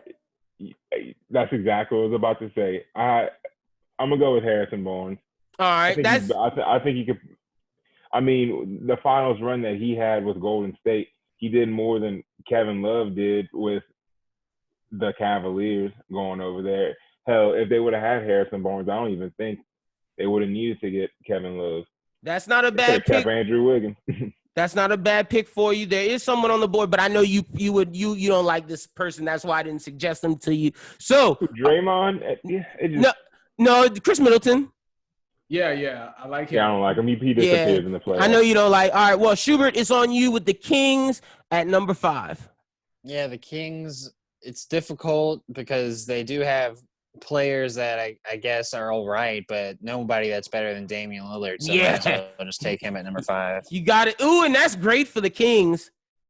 And They would have damn Isaiah near his Thomas at the hometown. He's like an time, hour but- away. Dame and Tyreek Evans, that's solid. That's super, super solid. Okay, so it's on Justin with the Trailblazers. The Trailblazers are so upset right now that that Dame is off the board. So Trailblazers, I'm gonna have to go with. They need a star. I'm gonna go with Chris Middleton. Yeah, I don't blame you. That's the right pick. Gives them someone solidified and someone that can score the ball for them. And maybe the year that y'all draft C.J. McCollum, there's a point guard in there somewhere that y'all could take instead. And then it's rebuilding nonetheless. Y'all got to rebuild. So Chris is a solid player. I ain't mad at that. Okay, so next up is me with Golden State. Harrison Barnes is off the board, as well as Chris Middleton, who I wanted to take for Golden State. Easy, man. But, yeah, it is easy. No, you're 100% right. I could wait, though, till the second round to take his ass at 35. He could go at the second round. And I could take someone else, but no, I'm not going to do this. I'm taking Draymond Green at the for the – what pick is this? This is for the 7th pick, Draymond Green. All right. Julian, it's on you. You are picking for the – for Toronto. Okay. They picked Terrence Ross, and I think that was the right pick. They needed someone big and athletic who can move. I think he was the right pick. He played in some playoff appearances with them, I believe. Okay. I don't see that they did wrong. Other than that, I was thinking about Evan Fournier, but I like the Terrence Ross pick. Yeah, I like Terrence Ross as well. And that's the other guy I've been thinking of. Terrence Ross. Okay. Yeah, Fournier is going to get picked up earlier than he was. All right, it's on you, Schubert, with the Detroit Pistons. I'm going to go – they picked Middleton in this draft. So no, they picked Drummond. They also picked Middleton. Oh, they did? He was on the team. Really? But so I'm going to go with another shooting guard, and I'm going to get Dion Waiters. Ooh, Dion. Okay. Oh, gummy bear. Why Dion's over Fournier? I mean, I honestly don't hold a lot of stock to Evan Fournier. I mean, I think that Dion Waiters kind of gives you a little bit more. I mean, I don't really know of Evan Fournier doing anything but shooting. And Dion Waiters at least gives you a little bit more of a presence on defense. That's true. All right. However, Waiters, Fournier is still in the league also. That is true. Justin, I want to trade my pick for the Portland Trailblazers at 11th for your pick at the New Orleans. I want to take the Hornets pick, so I'm trading you the Trailblazers. You can pick for the Trailblazers. Trades? Yeah, let me pick for the Hornets, Justin. Let me pick for the Hornets, bro. Of the Pels. All right, fine. Go. All right. So the Pelicans, Anthony Davis. I think this Austin Rivers trade put them back. I think if they would have chose the right person at this time, it would have been something that they could move forward. Like it's like the Zion pick. I think with Zion, they picked 2 other good young people with Jackson and Nickeil Alexander-Walker. I think this Austin Rivers pick really set the Pelicans back. So with this pick, I want to choose Evan Fournier for the New Orleans Pelicans. He is a 2-guard who can shoot the ball. He can do off pick and roll, and he brings quality offense where Austin Rivers could not shoot the ball, and Drew Holiday can still be there to create. And I think Evan Fournier is a little bit better creator than Austin Rivers. I'm going Evan Fournier with the Pels. All right, Justin, you can pick. I just wanted to do that pick because I didn't know who you were going to take for the Pellies, and I had to get him Evan Fournier. I had to. The Trailblazers are your pick at number 11. They chose Myers Leonard. Are you taking Myers Leonard? I'm going with Will the Thrill. Will Barton. Okay. I like that pick. Solid pick. So Will the Thrill. They got offense now. Second rounder, too. He's a dog. Yeah, he is. On defense, He's like I hate to say it, he's like a crackhead. No, he is, man. Look, like he's everywhere. He's out there. Dude, he is out there. He's a street baller. Like I like his moves. And look, Will Barton, you could place Middleton at the 3, put Will Barton at the 2, and now y'all just missing a point guard. If y'all could take a point guard that year y'all draft CJ McCollum, Trailblazers might be something a little special. Because Will Barton never got a chance to start. He's always been a 6-man, and I think if he had his own team and be one of those options, I think we could see more from him. I like that pick, Justin, with the Trailblazers at 11. All right, Julian, you have pick number 12, Houston Rockets. They took Jeremy Lamb. Are you taking Jeremy Lamb? I'm going to keep that pick, Jeremy Lamb. That was a good pickup for him at the time, and they used it later on to get James Harden. All right, hell yeah, Jeremy Lamb. Okay. It's back to you, Schubert, with the Phoenix Suns. Who are you taking? I'm taking Mo Harkless. Ooh, okay. Why Mo Harkless? Mo Harkless has proven to be an asset for the Clippers, and honestly, I just feel like he's one of the better players available right now. The other option I was thinking of was Jay Crowder, but I kind of like Harkless's game a little bit better. I ain't mad at that. Jay Crowder he's solid on defense, but Harkless, I think, adds a little better 3-point shooting than Crowder. Than Crowder. So, all right, cool. So we have 2 more picks. It's on Justin with the Philadelphia 76ers, and I have the last pick with the Rockets. Yeah, I'm going to go with Jay Crowder.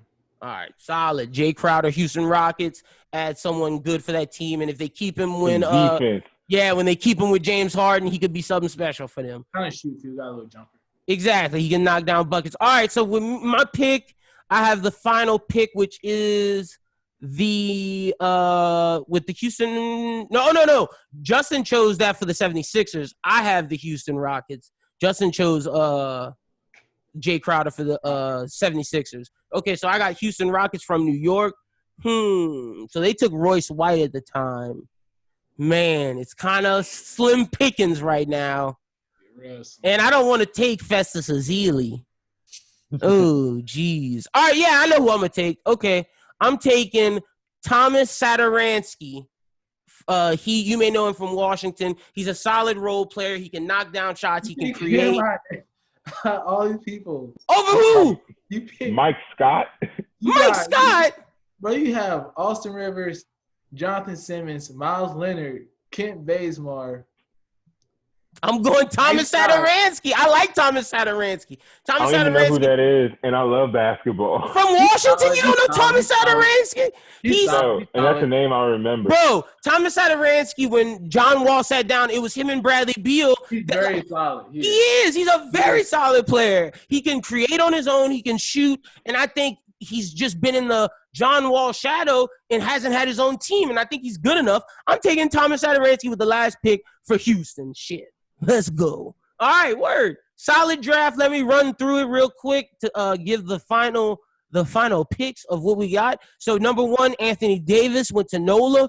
The Hornets took Bradley Beal. Washington Wizards took Andre Drummond. The Cleveland Cavaliers took Harrison Barnes. The Kings, Damian Lillard. The Trailblazers took Chris Middleton. The Warriors took Draymond. Toronto, Terrence Ross. Pistons, Dion Waiters. Pelicans, Evan Fournier. Trailblazers, Will Barton. Houston, Jeremy Lamb. Suns, Mo Harkless. And Houston with the final pick of Thomas Satoransky. Solid draft, boys. Super solid draft. All right, y'all tell the people where they can find y'all out on social media, starting with Adam Schubert. You can find me on Twitter and Instagram at aschubert14, and you can listen to the Bros Who Binge podcast every Monday. We talked about the Jordan doc last week and ranked our favorite 30 for 30s. So that's definitely a fun watch. And Extraction comes out this weekend. So we're gonna be reviewing the Jordan doc every Bros Who Binge on Monday. You'll have a new review of it. Because it's going to be the day after, and we're going to be talking Extraction this week. So super dope, but be sure to check it out. Because like Schubert said, we ranked all of the top 30 for 30s, and that was super was hard. Fun. Yeah, that was really hard. Exactly. All right, Justin. So they're way different. Yeah, they are. Justin, tell the people they can find you on social media. And also, tell the people what you thought of The Last Dance, because we didn't talk about it on this pod. Give your thoughts of what you thought of the first 2 episodes. Okay, yeah. So The Last Dance, I think the biggest thing that's first off, it was great, well put together. But I think the biggest thing that stood out to me that I did know is how underpaid Scottie Pippen was. Yeah. And I think like in any business, man, like you don't treat anybody like that. Like the star player, like people deserve their money, man. And for like, you know, he produced throughout the entire 90s. And for him to be the 6th highest paid player on that team while Jordan's making $33 million, your second best player is making $2 million. Like that's messed up. That's bad business, man. No, and look, so, like, that's the biggest thing I took from that was how bad they did Pippen. I hated Jerry Krause, bro. Like, how you gonna make the best player in the league retire when they're winning championships? But I blame the owner, Reinsdorf, and I know Julian might say this, but you see, he ain't never rebuilt the team. After that, he should have kept it going until it was over, and then maybe he could have. Like, you don't blow up the Warriors while they're like, if the Warriors would have won this last year, you would have did everything you could to try to sign Kevin Durant. You don't blow that team up until you have to. I like the thing where they're saying that Jerry Krause was the inspiration for the owner of the Monstars. I seen that. I didn't even know that. But oh man.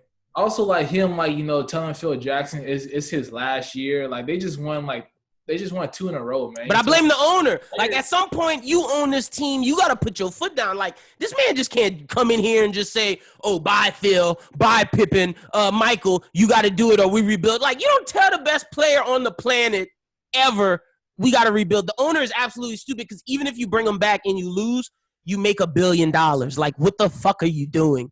But, Julian, let me get your thoughts on The Last Dance as well as your social media. I thought it was, you can find me on Twitter at JujuNav, JuJuNav. As far for The Last Dance, everything Justin said, I didn't, you know, we know about Jordan. We grew up in it, but we were all like 3 or 4 years old, 5 years old, so we don't remember anything. You know, Allen Iverson was the first big player I remember. But I didn't know, I had to call my dad after the documentary. Same, I did the same thing. I didn't know Jerry Krause was like, I didn't know who he was, to be honest. Me neither. Like, really talking about, I didn't know he was responsible for, and I didn't know Jordan was only like 34 years old.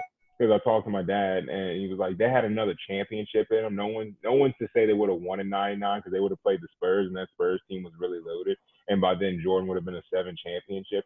But it would have been nice to see. My dad for sure said they would have at least made the championship another year. My dad said the same thing, and my dad said, look, as great as Rodman and Duncan was, he said he didn't know if they was going to beat Mike and them.